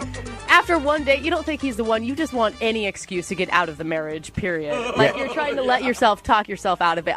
And people are getting mad at me because I was saying that she's crazy. I'm sorry. Oh, she's absolutely crazy. Yeah, But- she is. She's definitely crazy That for is sure. nuts. But she was hot, so he actually at the end of that was thinking Yeah. that he would actually be interested in a relationship with her still. It is amazing what men will say yes to when you've got the right size waist and a nice rack. Mm-hmm. It is like the power of that is beyond compare. And crazy girls in the bedroom, A+. Yeah. And we all know that. But in real life. Yeah, but if you're going to plan on breaking up somebody's marriage, chances are she's going to want to marry you next. Yes. True. She's going to want to marry you, and then you're going to be about to get married to her, and she's going to do the same thing to another guy, try to whisk him away to South America Oh my God. so that she can get out of getting married. I feel bad for her husband.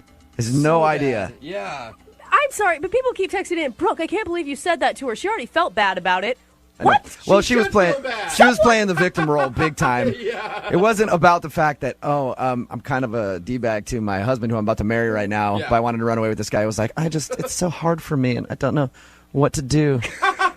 The craziest thing is, like you said, though, the other guy was actually like, well, I felt that connection I know. too. I don't know. It's like, what do you mean you don't know, dude? Crazy has a funny way of finding more crazy. That is a very that is eloquent, Jubal. I And wish I could have sent them on a second date To South America. to South America.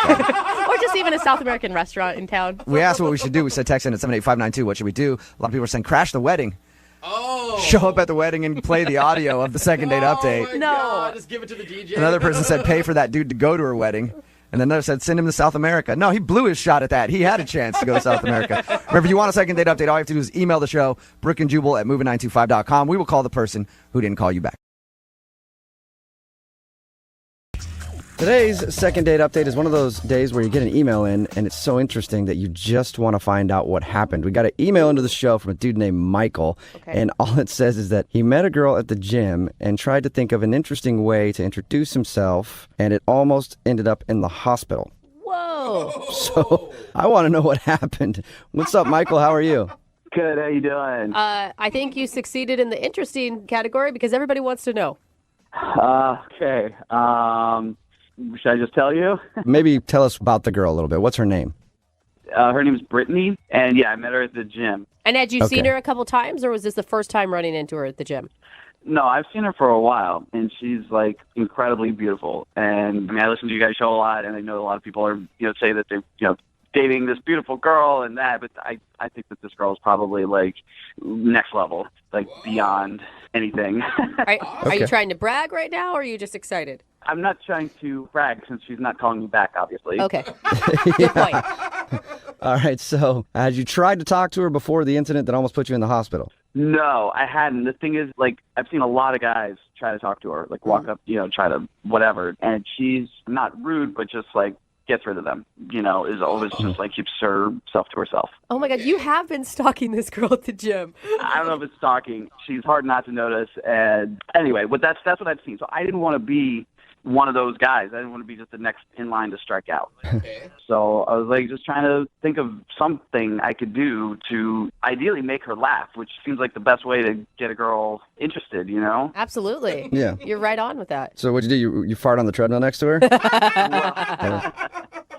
No, what I did was she was on the treadmill, and while she was working out, I jumped on the treadmill and started running behind her. To her treadmill? Yeah, and I was like, oh, sorry, I didn't see you there. Maybe you can go a little faster. That's great. That's not funny. That's dangerous. Yeah. Come on, loosen up. I'd be like, whoa, And- dude, this treadmill's not big enough for you to be right behind me. Yeah, and I would have to think scary for her as well. Like, what the hell is this weirdo doing? That's funny. I thought it was really funny, but her first reaction was definitely a little scared. Yeah. And No. I kind of like flipped around and turned backwards. So I like got my back to her running, and I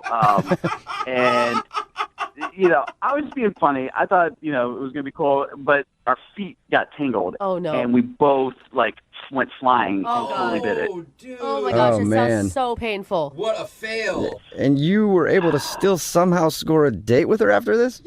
Well, that's the crazy part. So, I mean, she was super pissed, and I had to, like, talk to the gym supervisor. I got a warning, and, I mean, it was, like, pretty disastrous. But when I went outside, like, 15 minutes later, she was standing there, and she was kind of like, she was upset. She thought, she was like, I could have gotten hurt. And she was right, and I was like, I'm sorry about the way I did it, but I did it because I think you're really pretty, and I didn't know how else to talk to you. Aww. And, yeah. That's kind of sweet. Well, it obviously got her too. Yeah. I can't believe she fell for it, but okay. I don't know if she fell for it. Maybe I got the A for effort. I don't know. But I basically was like, let me buy you a drink. Let's go like, hang out for a minute. And she agreed. So we ended up going to the bar down the street, and it was really nice. But after like 30 minutes, she looked at her phone and was like, I really got to go. And she left, and that was it. And now I'm like, she won't text me back. She's ghosting me. Whoa. And I don't know what to do. That's No idea why. I really don't. I mean, like, I would have understood, before she didn't want to talk to me, but we kind of like had a moment. We went out and it was like going somewhere. And that's why I'm so baffled. I really don't know what happened. Yeah, she still went out with you after maybe risking a concussion or a broken bone or something. And then all of a sudden on your date, she just ghosts. That's weird. So wait, you haven't seen her at the gym either? Yeah, no, I haven't seen her there. It's been a week, and she's not been there like the times that I've been there. Huh. Okay. Yeah, she definitely has switched up her gym schedule because she doesn't want to see you. Yeah. What'd you do, man? Well, I mean, the fact that I almost killed her might be it. But, Yeah, I guess you're right. All right, well, we'll play a song, come back, and then call her and get your second date update, all right? Thank you. Yeah, hang on. Moving 92.5. Brooke and Jubal in the mornings. Second date update. If you're just joining us for today's second date update, this dude named Michael is on the phone, and he wants to call Brittany. And he almost killed Brittany at the gym, and now he's wondering why he's not getting a call back. It's not quite that serious, but he did see Brittany at the gym for a long time, a girl that he wanted to talk to. And finally, one day he got up the nerve and thought he'd be funny, so he jumped on the treadmill at the same time and started to try to be creative. Ended up falling off and everything, but did go out on a date. And then shortly into that date, she just ended it and took off like half an hour in, and he hasn't heard from her since. See, I feel like, Michael, you were expecting too much. I think this was actually a pity date by Brittany. What? I mean, granted, you're the one that injured her, But it's a weird thing that women do when we're like, oh, but he feels bad, so I feel bad for him, and I don't want him to feel bad. Well, I don't think it was a total pity date. I mean, you know, I have something to offer, I think. But at this point, I'm just like trying to figure out why she's ghosting me. It just doesn't make any sense to me, you know, to go out with me and then just like bail like that. All right, well, I'll dial her phone number right now, get her on the phone and see if we can find out what happened. Okay, here we go.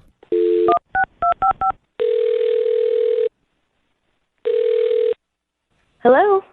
Hi, can I speak to Brittany, please? Yeah, this is she. Hey, Brittany, how are you? This is Jubal from Brooke and Jubal in the morning. Okay. Okay. Hi, Brittany. You ever heard of it before? Yeah, ever heard of what before? Brooke and Jubal in the morning. I'm not sure. All right. It sounds like you just woke up. Are you tired? Yes. Well, good morning, Well, sorry about that. Well, sleepyhead. so we're calling you because we actually got an email from one of our listeners who asked us to call you. Okay. You want to know who? Still not registering, is it? Well, no, I'm intrigued. Okay. His name is Michael. Oh. All right. And you met Michael at the gym recently. Yes. Yeah. And then you went out with Michael on a date after and left pretty quick into it, and you haven't contacted him since. That is correct. Okay, cool. Well, Michael emailed us because he wants to know what went wrong. Oh, well, I mean, it was just like, I wasn't really sure how I felt, you know. I just couldn't really deal with it. First dates are weird, you know, so. Did you? This was my theory, okay? My theory is that you went out with him as a pity date because he told us about the whole treadmill fiasco where he injured both you and him. Initially, it kind of was. You know, I'm like, oh my God, such a weird guy. You know, like I'll just go out with him and get him off my back. But I don't know. I'm not really sure how I feel about him, and I felt really awkward. I had to leave. During the drinks that you guys were having, you felt awkward? Yeah, I'm still like kind of going through like a breakup, if you will, sort of. I'm kind of sensitive, so it was going really well, and I'm just so surprised that I liked him, you know, and I don't know if I'm ready to, you know, move forward with a guy that I might like, and I don't know. I'm just sort of a mess right now emotionally. Oh my God, that's that sucks. But you could tell that you liked him that much just from that experience? Yeah, we like had a lot in common, and like we started like finishing each other's sentences, and yeah, I was taken aback at how like attracted to him I became throughout just like that half hour, and the feelings were kind of overwhelming that I had to excuse myself.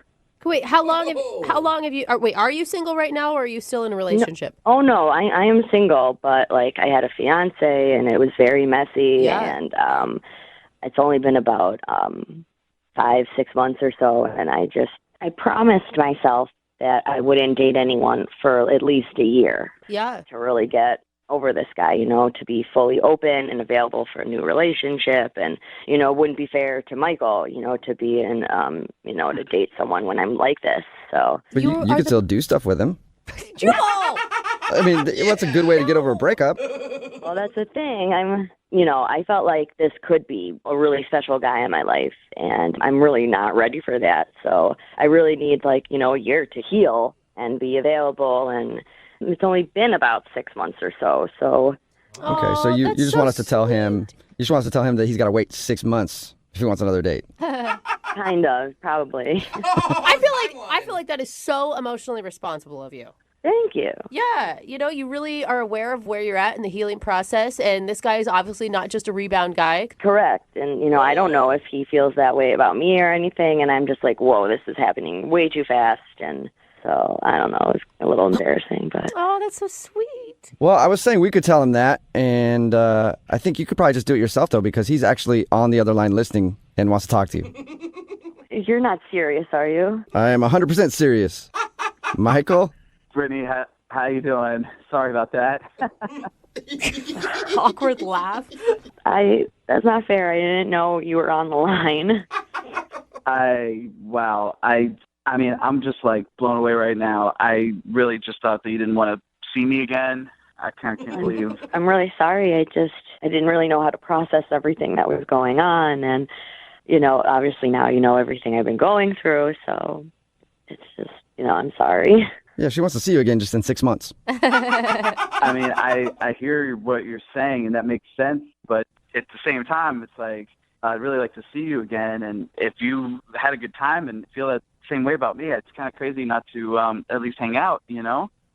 Yeah, I just, I don't think it would be fair to you either, because I'm not, completely 100% there yet. I'd still be thinking about my ex and, I don't want to bring any, crap from that relationship into this. So it's just I'm trying to be responsible and careful with, my emotions. And For sure. I hear what you're saying. That's really good that you're, processing that. At the same time, though, it's, so rare that you meet somebody. I mean, I really feel like, you're, the most beautiful girl I've ever met. And, after talking to you and, your heart is, even more beautiful on the inside. I just... Oh, you're so sweet. That was the best compliment ever. I'm tearing up over here. Oh. No, that's really beautiful, and I appreciate that. And I would love to say yes. I don't think it's a good idea right now. And like you said, it's not, every day you meet someone so special. So, I'll still, if we're still there for each other in 5-6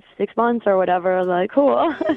Brittany, look, you've heard everybody swooning about how hearts and love and all that stuff are beautiful. God, you're romantic. If it is, in fact, that beautiful, don't you think you should just go for it? I see your point. It's just I think that'll be too messy. I need more time to heal and be confident and figure out who I am as a person. And that's I was good. in this relationship for a long time. Right. One last question, and I've heard what you said. You said you're not interested until you feel like you've healed enough. But would you like to go out with Michael on a second date? We'll pay for it.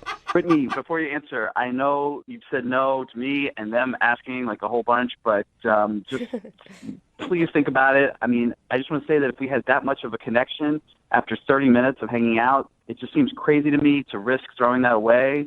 Why don't you take a couple weeks and heal, and then maybe we can get together. Yeah, listen to him, Brittany. There's no such thing as good timing. These things always happen when you least want them to. No, I hear you guys, and I appreciate it. It just, I promised myself a year. I think that's a good timeline to feel better, and so I just have to, regretfully decline.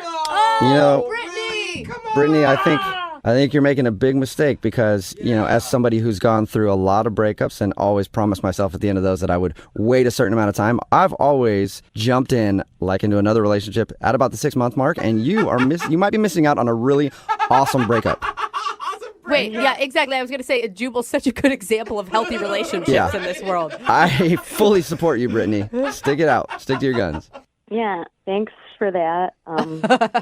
Michael, keep my phone number, and in 6 months, we can see what happens. We can still see each other at the gym, maybe. Oh, man, that's too bad. Well, I will definitely call you in a few months. Oh. She said 6, not a few. Stick to the rule. Yeah. Brooke and Jubal in the morning. Getting lots of texts in at 78592 that are kind of surprising. Everybody's saying the girl from today's second date update was just giving him a line. What? If you missed today's second date update, Michael wanted to call Brittany. They met at the gym. They hung out for a little while. Yeah. Then she left the date and hadn't talked to him. Well, we got her on the phone, and she said that he was amazing. Yeah. That she liked everything about him. That she felt a strong connection. But that she also just got out of a relationship and was giving herself a year to be single before she got back into a relationship. So she wasn't ready to date yet, and he could contact her in 6 months. Yeah. And maybe they could go out again. She had been engaged, and she said it was a messy breakup and that it had been 6 months since they'd broken up. Yeah. But she did start out the description of the date saying it started as a pity date. Yeah, she did say that. So That's weird. I believed her. I just thought, hey, she's I did sticking to her too. guns, I thought so too, and I was like, good for her for not caving if that's what she thinks she really needs. But that is, it's an interesting wrinkle that I didn't think of. Me neither. Maybe we were being naive. I don't know what to think now. Maybe we were being naive, or maybe our listening audience is very cynical. Yeah, that could be. Yeah. That's awesome. And I appreciate that. Or just the world in general is like, oh, come on. That's a line. Nobody waits that long before they get into a relationship. If they meet somebody they really like, you'll throw caution to the wind and you'll get back into a relationship. She's full of crap. She didn't like you. Either that or it's just a really good explanation on why there's so many dysfunctional relationships out there, right? That's true. Remember, if you want to do a second date update, all you have to do is email the show and we will call the person who didn't call you back.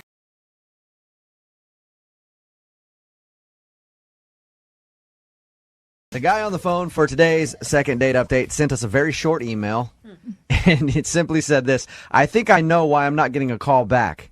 It's because I brought a gun to the date. What? Why would you do that? Hey, Todd, what's up? How are you, man? Hey, guys, how you doing? Good. Thank you for emailing the show. Appreciate it. Now, you want us to do a second date update for you today with a girl named Veronica? Yeah, that's Okay. right. Then you didn't say much in your email other than the fact that you brought a gun to the date. Please be talking about your muscle. I did. No, it was a gun. I carry a gun on me, and I don't think it's a big deal, but I'm thinking that might have played part. Todd, You're a it's a big deal. You're a registered gun owner. You have a permit to carry a gun? Absolutely, yes, sir, I do. Okay, but why? You didn't clarify in your email. I was just like, what do you have it like tucked into the back and you just like set it out on the table like, yeah, you never know, girl. Right. So you have a permit to carry your gun and you decided to take it on your date. Why? Well, the crime rates in Seattle make people want to protect themselves, and I'm someone that would like to protect myself, especially if I'm, with company and going out on a date with a young lady. Okay. I would like to be able to have that option of protecting her in case something were to arise. Wait, did you just come out of the wild, wild west and you're going to go do a shootout with Jesse James? You tell me if you were in a situation and you didn't have a handgun on you, then you can argue with me about that.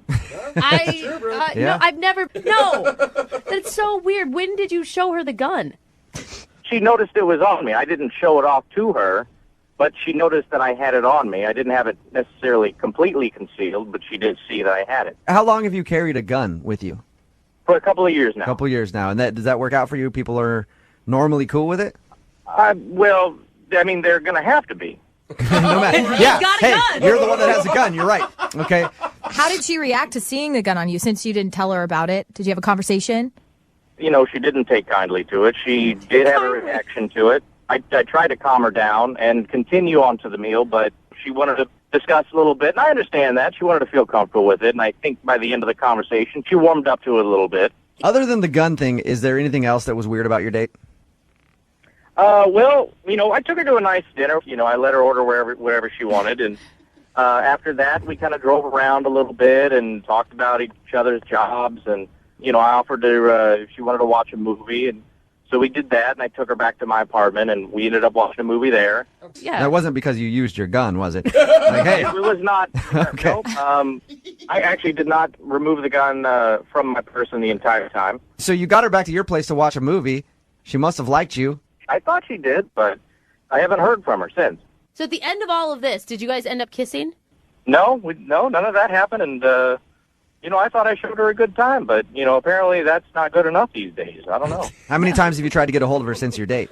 Well, the date was about a week ago, and I haven't heard really anything, and I probably messaged her maybe 3 times. So what exactly was it that you liked about her so much? She was just a really kind of natural, easygoing person. Even if someone has an issue with the gun, she seemed, after maybe 5 minutes of discussion about it, she seemed okay, and that's what I liked about her. Yeah, I would think it would probably be something else, because if somebody has a problem with guns, they don't want to be around them at all. She wouldn't go back to your place. You know what I mean? Like she would have been arsenal there or something. She would have been done after dinner, Well, I do have a couple of guns at the apartment, but, I don't think she should be that surprised Did by you it. show her your guns at the apartment? They're out. They're on display. Okay. Do you have like a gun rack? More of a showcase kind of glass. Are you sure we're not doing second date update in Idaho? All right, man, we'll play a song, come back, call her, and see if we can get your second date update, okay? All right, thank you. Hang on. Moving 92.5. Brooke and Jubal in the mornings. Second date update. If you're just tuning in for the second date update, Todd is on the phone. He wants us to call Veronica. Veronica isn't calling him back, and he's not sure why. He thinks it's that he brought a gun on his first date. Todd is a registered gun owner. He has a permit to carry a weapon. He brings his gun everywhere because he, just wants it for protection.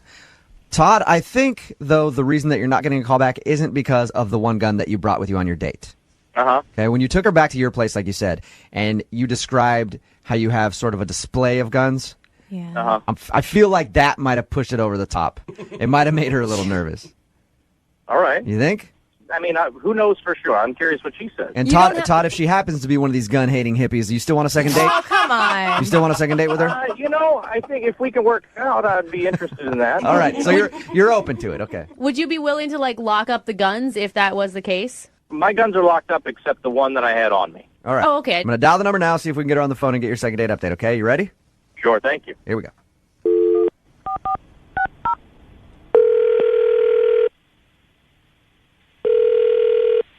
Hello? Hi, may I speak to Veronica, please? Who is this? Hi, Veronica. My name is James. I'm calling from the National Rifle Association.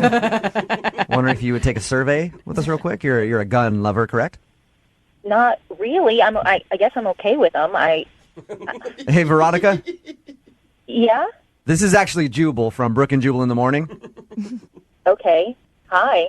Have you ever heard our radio show before? I'm sorry, I haven't. Okay. I'll explain to you the reason why I was pretending to be from the National Rifle Association in just a second. But we do a segment on our show called the Second Date Update. Okay. Okay? It's where if you go out on a date with someone and then blow them off, they email us and ask us to give you a call and ask why. Okay. So you recently went out with one of our listeners. His name is Todd. Oh, okay. Okay. Now does it make sense why I was joking around about being from the National Rifle Association? Yeah, it exactly makes sense now. Okay. So Todd told us about your date. He said that you seemed a little weirded out that he carries a gun. After talking to him, he made me feel very comfortable about it. Okay. So I wasn't that nervous, but I mean, it is a little weird to carry a concealed weapon on you. So on a first date. Todd talked to us. He said that he really enjoyed your date and he'd love to see you again, but he feels like the fact that he brought that gun on the date turns you off, and that's why you're not returning any of his phone calls. Is that why you're not calling him back? No, that's not why. Okay. Is it anything to do with the guns? No, it actually has nothing to do with guns. Okay. Do you mind telling us why then, so we can pass the news along to him? Well, we were watching Titanic, and that's one of my favorite movies. And towards the end, yeah, we were watching Titanic. He put it in, and I was just like, how sweet. He actually likes romance. Really nice, right? And that's like a 4-hour movie, too. Yeah, but it was nice because we were talking in between, and at the end of the movie, after Leonardo dies, he just blatantly asked if I want to him. What? Whoa. What? That was Are you like? Did he say it like that? Yeah, pretty much. Do you want to? What? Really? He had been a gentleman all the way up until this point. He sounds like a gentlemanly dude. Like he sounds like he would not go there. Very formal. And you're not over exaggerating. That's the way he said it to you. That is how he said it, and I just thought it was completely inappropriate. Made me feel uncomfortable, and then I started thinking in the back of my mind all the guns. Yeah. So look, we talked to him and asked him about your date. He left that out. He didn't say that he said that at the end of the night. He said, I even asked him, like, what's the last thing you guys said to each other? And he's like, oh, it was just normal. She said goodbye and thought I'd see her again, and that's it. Did you make it obvious that you were upset? no, he has guns. Yeah. I just was very calm and tried to get out of the apartment and get back to my house. I don't blame you one bit. Hey, That is Veronica? insane. Veronica, hang on one second. Todd, did you actually say... Now, hold on. Veronica, I should let you know that Todd's on the phone with us. He's been listening this whole time. He's on the Yeah, phone. hi. I gotta clear that up. First things first. I did say that, but we had some drinks, and I think calling me out on the air like that right now, you guys weren't there. You didn't feel what I felt, and I thought it was an okay thing to maybe say. No, it's a first date, dude. How is that okay to say? There's other ways to say it more romantically, or gestures or movement to go in that direction. I mean, to blatantly come out and say it. I'm not a prostitute. Well, no, I'm not saying you are a prostitute, nor did I offer you money for it, did I? I mean, but we had some drinks, and I thought we were enjoying each other's company. There was a romantic movie on, and it's obvious when I say things to people. Okay, but do you understand where I'm coming from? Towards the end of the movie, you paused it, looked me in my eye, and said, do you want to Oh, my gosh. I did. I did say that, and I remember that, and, I am sorry if that came across as crude. I did not mean it to be, nor did I... What other way? Todd, what other way could that come across? Oh, gosh. She didn't immediately leave, so I didn't think that it was, it registered. Maybe she was scared. Have you used that line on other women, Todd? And, I'm an honest man. I don't know what else you want me to say about it. You're a straight shooter. Yeah. There it is. I like that about you, Todd. Okay.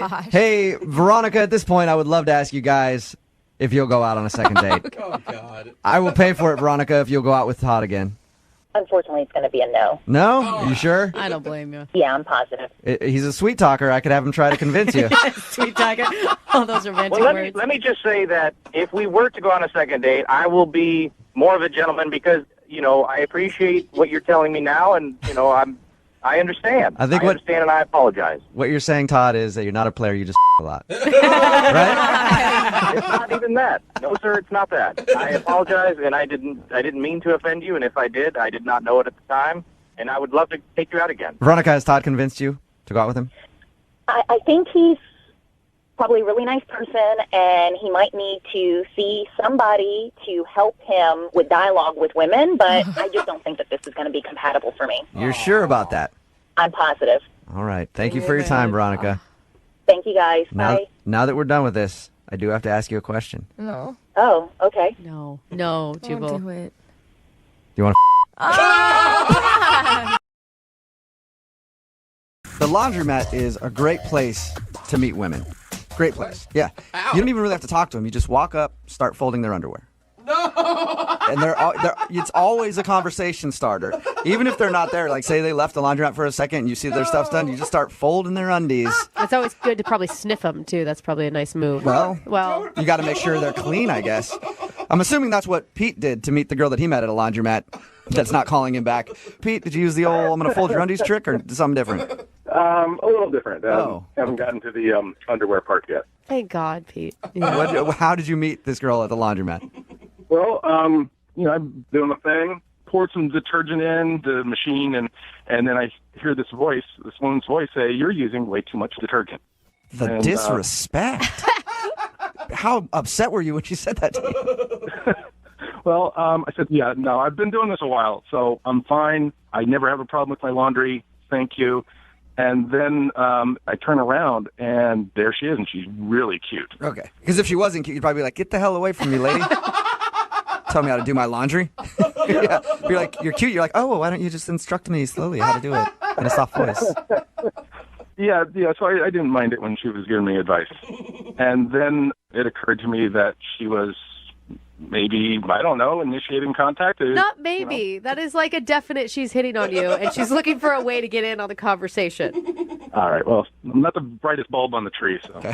So did you finally realize, oh, maybe she's flirting with me and I shouldn't be pissed at her for critiquing? Yes, yeah. I told her that I'd start taking notes, and if she would continue, giving me a lesson, I was all ears. That's a ballsy move on her part. I give her props. Was she the one that then asked you out on a date? No. What happened was our laundry cycles were on the same, time frame. And I realized that, hey, rather than sit around here and watch the laundry dry, why don't we go down the street and grab a drink? That's a good idea. Yeah. Like, so you guys went down the street and grabbed a beer or something while you waited for your laundry to finish up?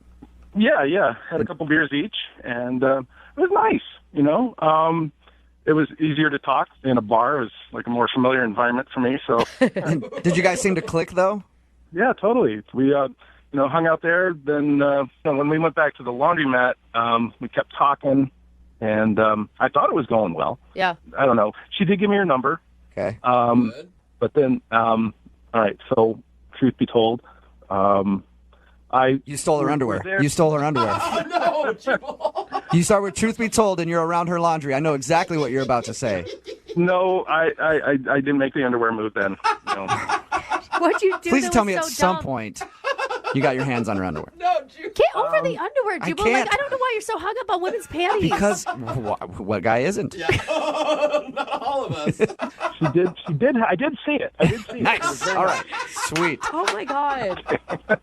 Well, anyway, what I was about to tell you was that, we'd had a couple beers, and I thought I'd be funny, and, who knew there was laundry humor? Actually, there probably isn't, but I started making jokes about big loads of laundry and, oversized machines for extra big loads. And so you were making, dirty jokes based on laundry terms? Pretty much the only one I could think of was the big loads. Why does that sounds Big even loads? worse? That sounds even more creepy than taking her underwear. I know I shouldn't have done it, but I had a couple of beers in me, and I was a little tipsy, and I thought it would work. I don't even really get the joke either. Don't explain it, Jubal. Yeah, Don't okay. explain it. Loads of laundry. Yes. Big loads. I still don't get. Oh, Brooke, All you're right. so blossom. Hey, text in 78592 in graphic detail. If you understand what he's joking about, describe it for Brooke. Otherwise, we'll move on. So you're making those jokes. Well, yeah, I made a few of the jokes, and then, she gives me this weird look, like, are you kidding me? And so I stopped, and... But she still gave you her number post bad laundry joke. Actually, let me see. I can't... It might have been before, like, when we were at the bar. Oh, yeah. So you just have her number. How many times have you tried to get a hold of her since your laundry date?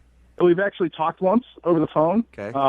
And that went pretty well. So then, like, a couple days later, I texted her, and she didn't reply.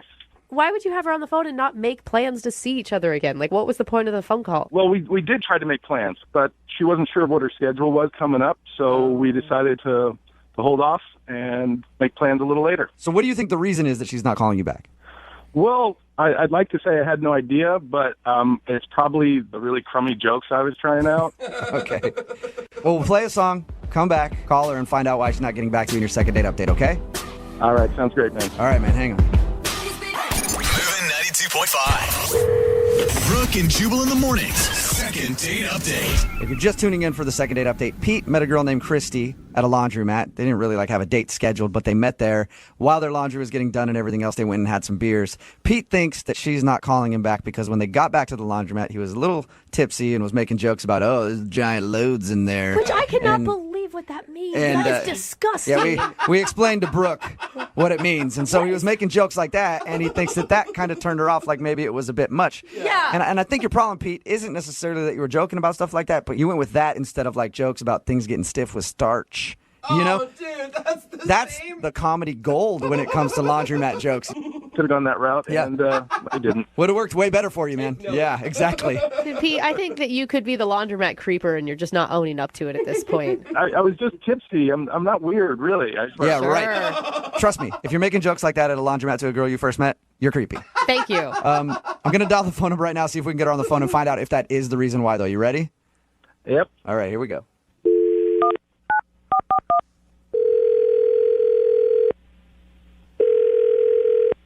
Hello, Hi, can I speak to Christy, please? this is Chrissy. Hey, Christy, how are you? This is Jubal from Brooke and Jubal in the morning. Sorry about being so spirited in the, hey, Christy, I didn't mean to freak you out there. How are you doing? No, who is this? This is Jubal from Brooke and Jubal in the morning. It's a radio show. Oh, why are you calling me? I'm calling you because you recently had an interaction with one of our listeners, and they emailed us to see if we could get a hold of you. Oh, my God. And I say interaction because this is less of a date and just more of like you met a guy and he really likes you and is wondering why you're not calling him back. His name is Pete. Oh, yeah. You two bonded at a laundromat. Yeah. He wanted you to call me? Yes, he did. He says that since you guys met at the laundromat, you guys clicked and had a good time, and you've talked a little bit, but now you're not returning any of his phone calls or texts, and he would love to see you again. Is there any reason that you're not calling Pete back? Oh, I don't think there's a connection. That's a nice way to put it, you know? Was it, let me ask you a question then. So you don't think there was a connection. Was it the jokes that he was making after you guys got back from your little break to go get beers? Kind of off-color jokes? I mean, it was definitely like it didn't help him. Yeah, no kidding. I just got a weird vibe from him. Did he come off as creepy? Because when I found out what those jokes were, a guy you just met, that is nasty. Well, it's more that I don't know him. I mean, like, everybody tells dirty jokes. Right. And it's like, especially when we start drinking. But then I went home and I did a search for him on my computer and everything changed. Whoa. Oh, no, he is creepy, isn't he?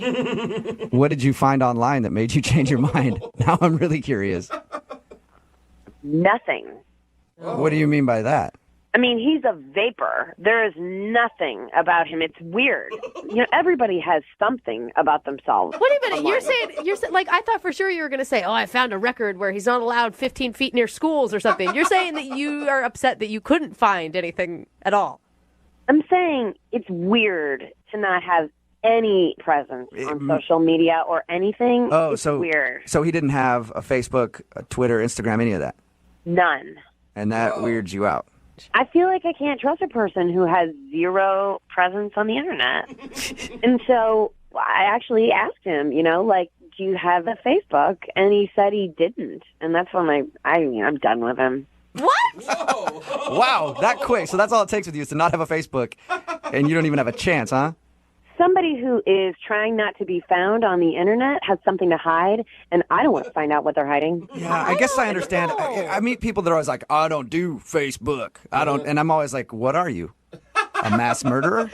I can't trust you. I think this would be like a godsend to find a guy that wasn't on social media at all. Like the two guys I know that have zero social media presence are both like construction worker guys who just aren't around computers very much. Sketchy construction. They're not sketchy. Yep. They're burying bodies. They're burying bodies out there. Even construction workers go home and get on Facebook and say, They have better things to do with their time. They're not wasting all their time on social media and stalking people. Like I said, burying bodies at the construction site. That's what they're doing. See? I'd like to find out what he's hiding. Aren't you a little curious? No, I don't want to know at all, and I'm worried about it now that we've talked about it. Do you really think like he's a killer or something? Like what do you think He could might be. All right, well, he hangs out at laundromats. That is true. He hangs out at laundromats, doesn't have a Facebook. The guy clearly cannot be trusted. I do appreciate you telling us why you won't call him back, but I do need to let you know that Pete is actually on the other line listening and would love to talk to you. Seriously? Yep. Say hi, Pete. That's the reason you didn't call me back? Look, I'm sorry you had to hear that, but it's obvious you're hiding something if you don't even have a Facebook or, I just am not interested. If you want to get to know me, talk to me. That's how you get to know me.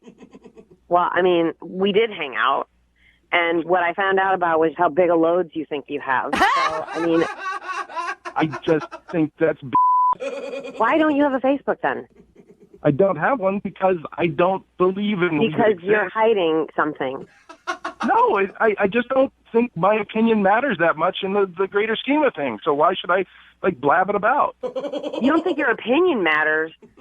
Well, you look at most of the stuff on Facebook, and, it's like people are posting things that really don't matter in the big scheme of things.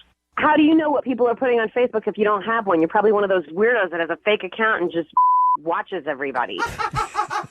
Pete, are you one of those weirdos that just watches people on the internet? No. Are you hiding anything? No. Are you married or something, Pete? Or, No, I'm not married. I don't know. You're hearing from Pete right now. The reason he doesn't have a Facebook is he just doesn't like it. It's the 21st century. If you don't have a presence online, you're hiding something, I'm done with this. What? Did she hang up? Yeah, she's gone. Hey, never... Pete, you still there? Yeah, I'm still here. I'm just... that was strange. Yeah, she seems to have a little bit of a complex about people not on social media. Yeah. So you're not hiding anything? No.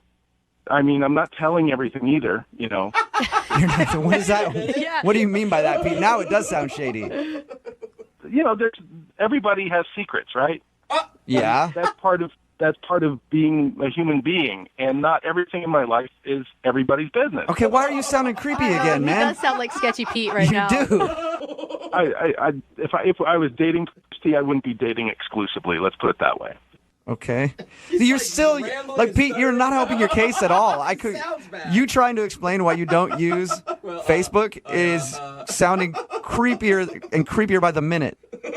See, this is why social media is not good. If you post anything, the other women you're dating, get the wrong idea. Yeah, get the idea that you're cheating on them. So Christy was right. What? So Christy was right then, Pete. Oh my God. What's wrong with dating multiple people? It's fine if you're honest with them, but it's like you're hiding it and then hoping that they don't meet the other person. No, if I was dating exclusively, I'd tell somebody that, but I don't. I don't date exclusively right now. But Christy was right. You are hiding something. No, I'm not hiding it. Yes, you are. You just admitted to it. Well, she didn't ask me. All right. Brooke and Jubal in the morning. Text in at 78592 that says, this girl is crazy. Sometimes people don't have Facebook because they choose not to be a part of the drama that it brings. Wow. It's Brooke and Jubal in the morning. Talking about the second date update. Pete wanted us to call this girl named Christy. He thought he wasn't getting a call back because of a very bad joke he made when they first met at a laundromat. It involved a joke about having big loads. Okay. And he thought that's the reason she wasn't calling back, but that's not why she wasn't calling back. She wasn't calling back because she looked him up online, like most people do after they meet somebody, and found that he didn't have a Facebook. So she knew that something was wrong, and he was a serial killer or worse. I feel like I went through so many emotions here because then I was like, well, you're crazy, lady. I mean, that's ridiculous. But then at the end, Pete was all weird and like acting like, well, I'm not telling everything and I wouldn't be dating exclusively. Yeah, Pete didn't want to have a Facebook because he wants to date around and doesn't want people knowing that he's dating around, I guess. Yeah. So he still is hiding something by not having a Facebook. That's why I don't trust people who aren't on social media these days. I agree with you, Jubal. I don't. You have to have at least one, at least Instagram or Twitter. Even my grandparents are on social media. Are they really? Whoa. Yeah. That's where I draw the line. That's impressive. I know. They friend request me and I always deny it. Like, no. I just want it to be Granny in a bikini on a beach taking selfies. Yeah. So if grandparents are on Facebook and you're like young and not on there, then what is wrong with you? Oh, I'm come always on. like, you're hiding something. It's the same thing when I meet people who still have a flip phone. Yeah, what are you What doing? is your deal? All right? You feel like it's some sort of like throwaway phone and they're making deals on the Yeah. side. Yeah. Remember, if you want a second date update, all you have to do is email the show and we will call the person who didn't call you back. Young Jeffrey's Song of the Week. Yes. Just a little ways away at 8:10.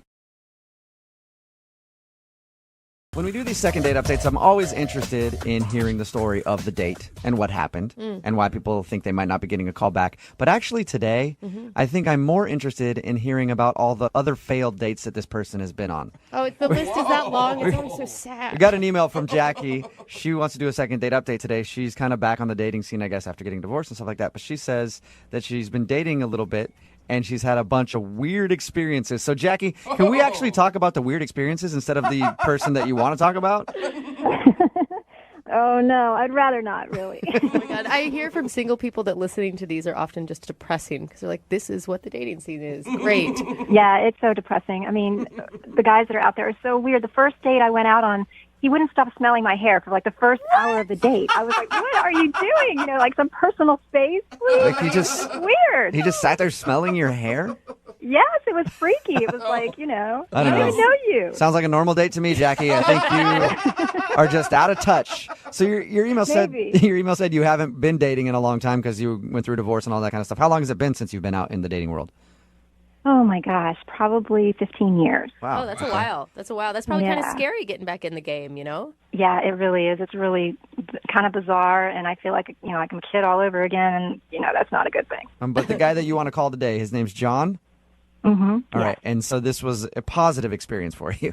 Yes, finally I met this guy. He was so cute and tall and beautiful eyes and great smile and sense of humor, and told him about my kids. He seemed totally cool with that. Wow. We had this wonderful night and ended with this fabulous, passionate kiss. And I was like, oh my gosh, you know, finally a good one. And then I never heard from him. Can I ask you, where did you meet him? I met him online, but I feel kind of weird about even saying that. I'm kind of ashamed even to admit that, but I don't know where else to meet people. I mean, Hey, that's where everybody meets Yes. people now. I mean, you have to sift through the hair sniffers and the other weird people. But you've done that and clearly met somebody that you liked. What did you guys do? he took me dancing, and I haven't been out dancing in I don't know how long, but we just had a blast. Are we talking like grinding, or are we talking like ballroom dancing? No, we went to a club, and Okay. you know, they had music of all different genres and stuff. So it wasn't like, I don't know, rap music that you can't really dance to. It was like fun music, and we just had such a blast together. We had a really good time. Okay, why do you think he's not calling you back if you had such a great time? I don't know. That's why I'm like, what? I know I've been out of this whole thing for a while. I don't know how it all works. Are you supposed to wait 3 weeks before you call someone back? I don't know. I mean, I never understood. Listen, I never understood guys when I was a kid. I don't understand them now either. I mean, I'll forget it. All right. And what are you looking for? Like when you're out dating, if you were to go on a second date with John, are you hoping that it would turn into a relationship, or are you just looking to have some fun? Well, I think I would like a relationship again, I mean, I wouldn't take it super fast. I think I would want to take it kind of slow and kind of get to know the person pretty well before I got involved after having such a disaster with my first husband. But yeah, I'd like to meet someone. I don't want to be alone the rest of my life. My kids are going to grow up and then what? I'll be all by myself. Did he know about the kids before you guys went out? Yes. He did, okay. On my profile, it's very, I made sure that people knew that because I know that could be a problem. And maybe it is, and he was just being nice about it. I don't know. Yeah, I was going to say, how did that conversation go when you talked about your kids? He seemed fine with it. I mean, he's never been married before. He doesn't have any kids of his own, but he had some nephews and nieces, and he seemed like he really liked hanging out with them and playing with them and stuff. So that's not bad because you bring up kids with me on a date, and it's like a hole through the wall, like a cartoon character. I bust out of there so quickly. Some guys are like that, Yeah, but you wouldn't. Right, exactly. But you wouldn't go on a date with somebody who had it on their profile to begin with. Well, it depends on what you look like. You're such an awful person. Okay, so how many times have you tried to get a hold of him since you've gone out? I texted him the next day to say, thanks for such a great night out. Look forward to seeing you again. And then I think I called him 2 or 3 days later, but that was it. I don't want to be like a stalker, and I don't know. I don't know what to do. Am I supposed to call him? Is he supposed to call me? I don't know. Has he said anything back to you at all? No, it was silence, like crickets. Nothing. And you can't think of one thing that was awkward. The only thing I can think of is that he's a little bit younger than me. And by a little, you mean? Well, 12 years. He's 12 years old? Way to go, girl. You say he's... No, and I would not be saying way to go if he was 12. 12 years younger. Okay, I just heard 12 years. I was like, wait a second, Jackie, you're doing this wrong. All right, so that could not allowed to use the phone. Yeah. That could maybe possibly be a thing, though, to be 12 years younger than somebody. Some people might care about that. Yeah, I guess 12 years might be kind of a lot for some people, but he seemed to be okay with it. And I put my age out there. I was very, honest on my profile. I know a lot of people, put a lot of garbage up there and lie and all that, but I was really honest, and people tell me I look a lot younger than my age, and and because all my information was out there, he knew what he was getting into. It wasn't like I showed up and it was a surprise, right?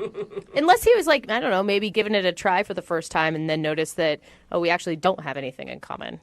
No, maybe. I thought guys like the cougar thing. I don't know. I like you. Well, we'll find out. We'll play a song, come back, call him, and get your second date update, okay?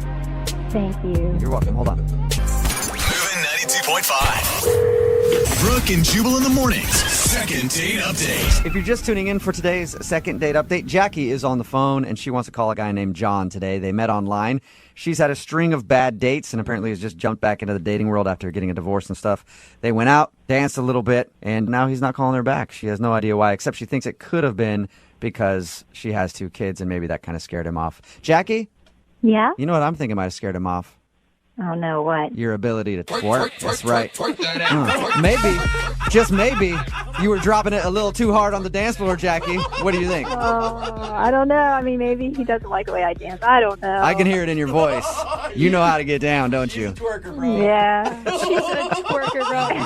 Oh my God, that would probably have been shocking for him, seeing that you are 12 years older than he is. Well, I don't do all those workouts for nothing. Yeah. I've been doing that insanity thing for years, trying to keep myself in good shape. Come on. All right, well, I'm going to dial his phone number now and see why he's not calling you back, okay? Thank you. All right, here we go.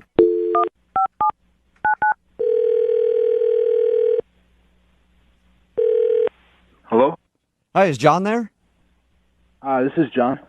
Hey, John, how are you? This is Jubal. I host a radio show called Brooke and Jubal in the morning. Oh, okay. I think I heard of you. What's this about? Well, I wanted to ask you a few questions if you have a second. About what? About your dating life. That is. Oh, that's weird.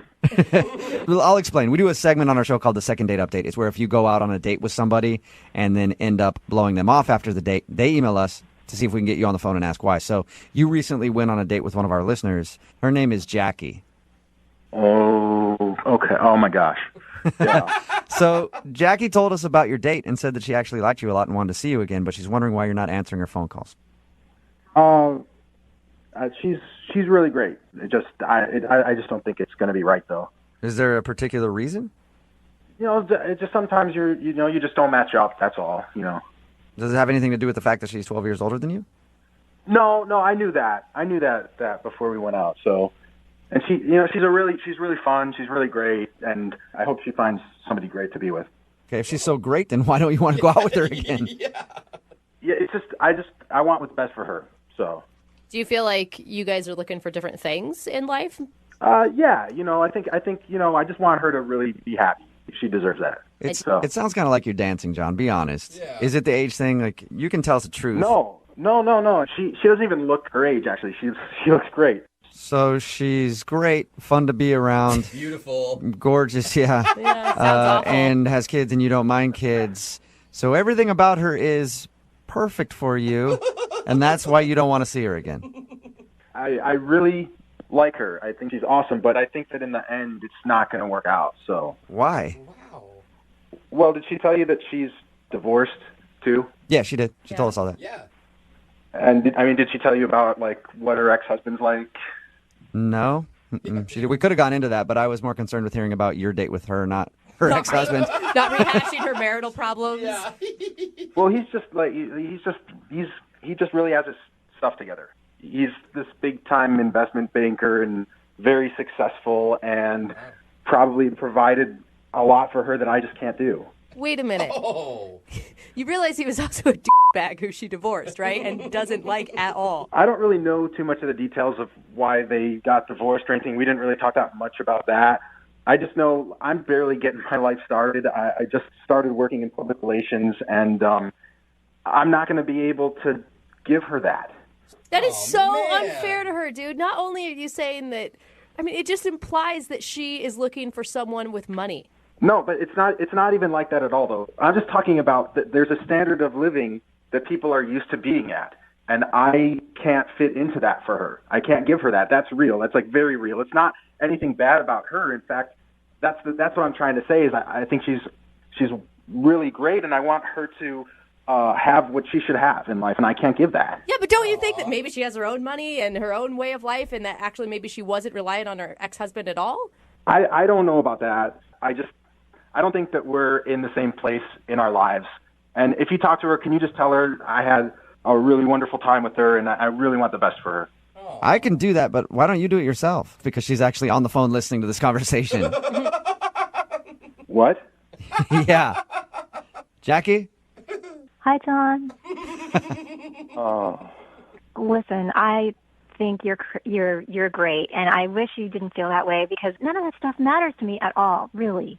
But it's going to. Look, you're used to a guy that's really put together and has everything kind of figured out, and I'm just getting started, and I'm just kind of figuring out where I fit in life right now. And no, but I like that about you. I like that you're excited and looking forward to the future and have all kinds of ideas and things. I mean, I've already been there, done that with a guy who's a jerk. I don't need to go down that road again. You like it now, but in 2 months it's going to be boring to you, and you're going to want more. You're going to want to go out and go on crazy vacations that cost a lot of money that I can't give you. Oh my God, you are so jumping to conclusions. What are you saying? I mean, that's where it's headed. Like that's why we went out. I mean, that's where it's going to go eventually, and I can't do it. Well, really, none of that matters. I just wanted somebody that I could really click with, and I thought we had a great time together. You like me now, but the thing is you're driving up to meet me in a Mercedes, and I'm driving up to meet you in like a 1999 Toyota. It doesn't match up. Yeah, but from the sounds of it, you're the only one that's concerned about it. She's not concerned about it. Yeah, but long term, it's not going to work out. Nobody said anything about long term. We could just hang out and hook up, Whoa! Yeah, girl. I like her. Did you mean hook up in the way that I think you meant hook up, Jackie? You know what that means, right? I don't know. I just wanted to have some fun, and I don't want to be that serious. As you should. You were making up for some lost time. That's right. That's right. I never said I wanted to get married right now. I don't want anything serious right away. I just want to go and have some fun. Yeah. And John, you look like you could be a lot of fun.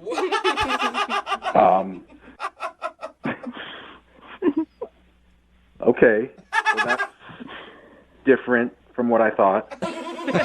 Yeah, it sounds to me, John, like Jackie is not interested in a long-term thing with you at all. She wants to chew you up and spit you out. Which would be cool to do. Yeah. All right. Well, in that case, would you guys like to go out on a second date? John, we will pay for it. Oh, man. You know what? As long as there's no long-term expectations, then hell yeah, I'd love to go out again. Oh, my gosh. Does that sound okay with you, Jackie? Oh, I think I've made my point. That sounds more than okay to me. All right. Well, congratulations, you two. It's a successful second date update. We'll send you out again. Oh, that sounds wonderful. I can't wait to see you, John. And just like Jubal said, there may be some chewing and there may be some spitting out. Oh, yeah. Okay. Brooke and Jubal in the morning.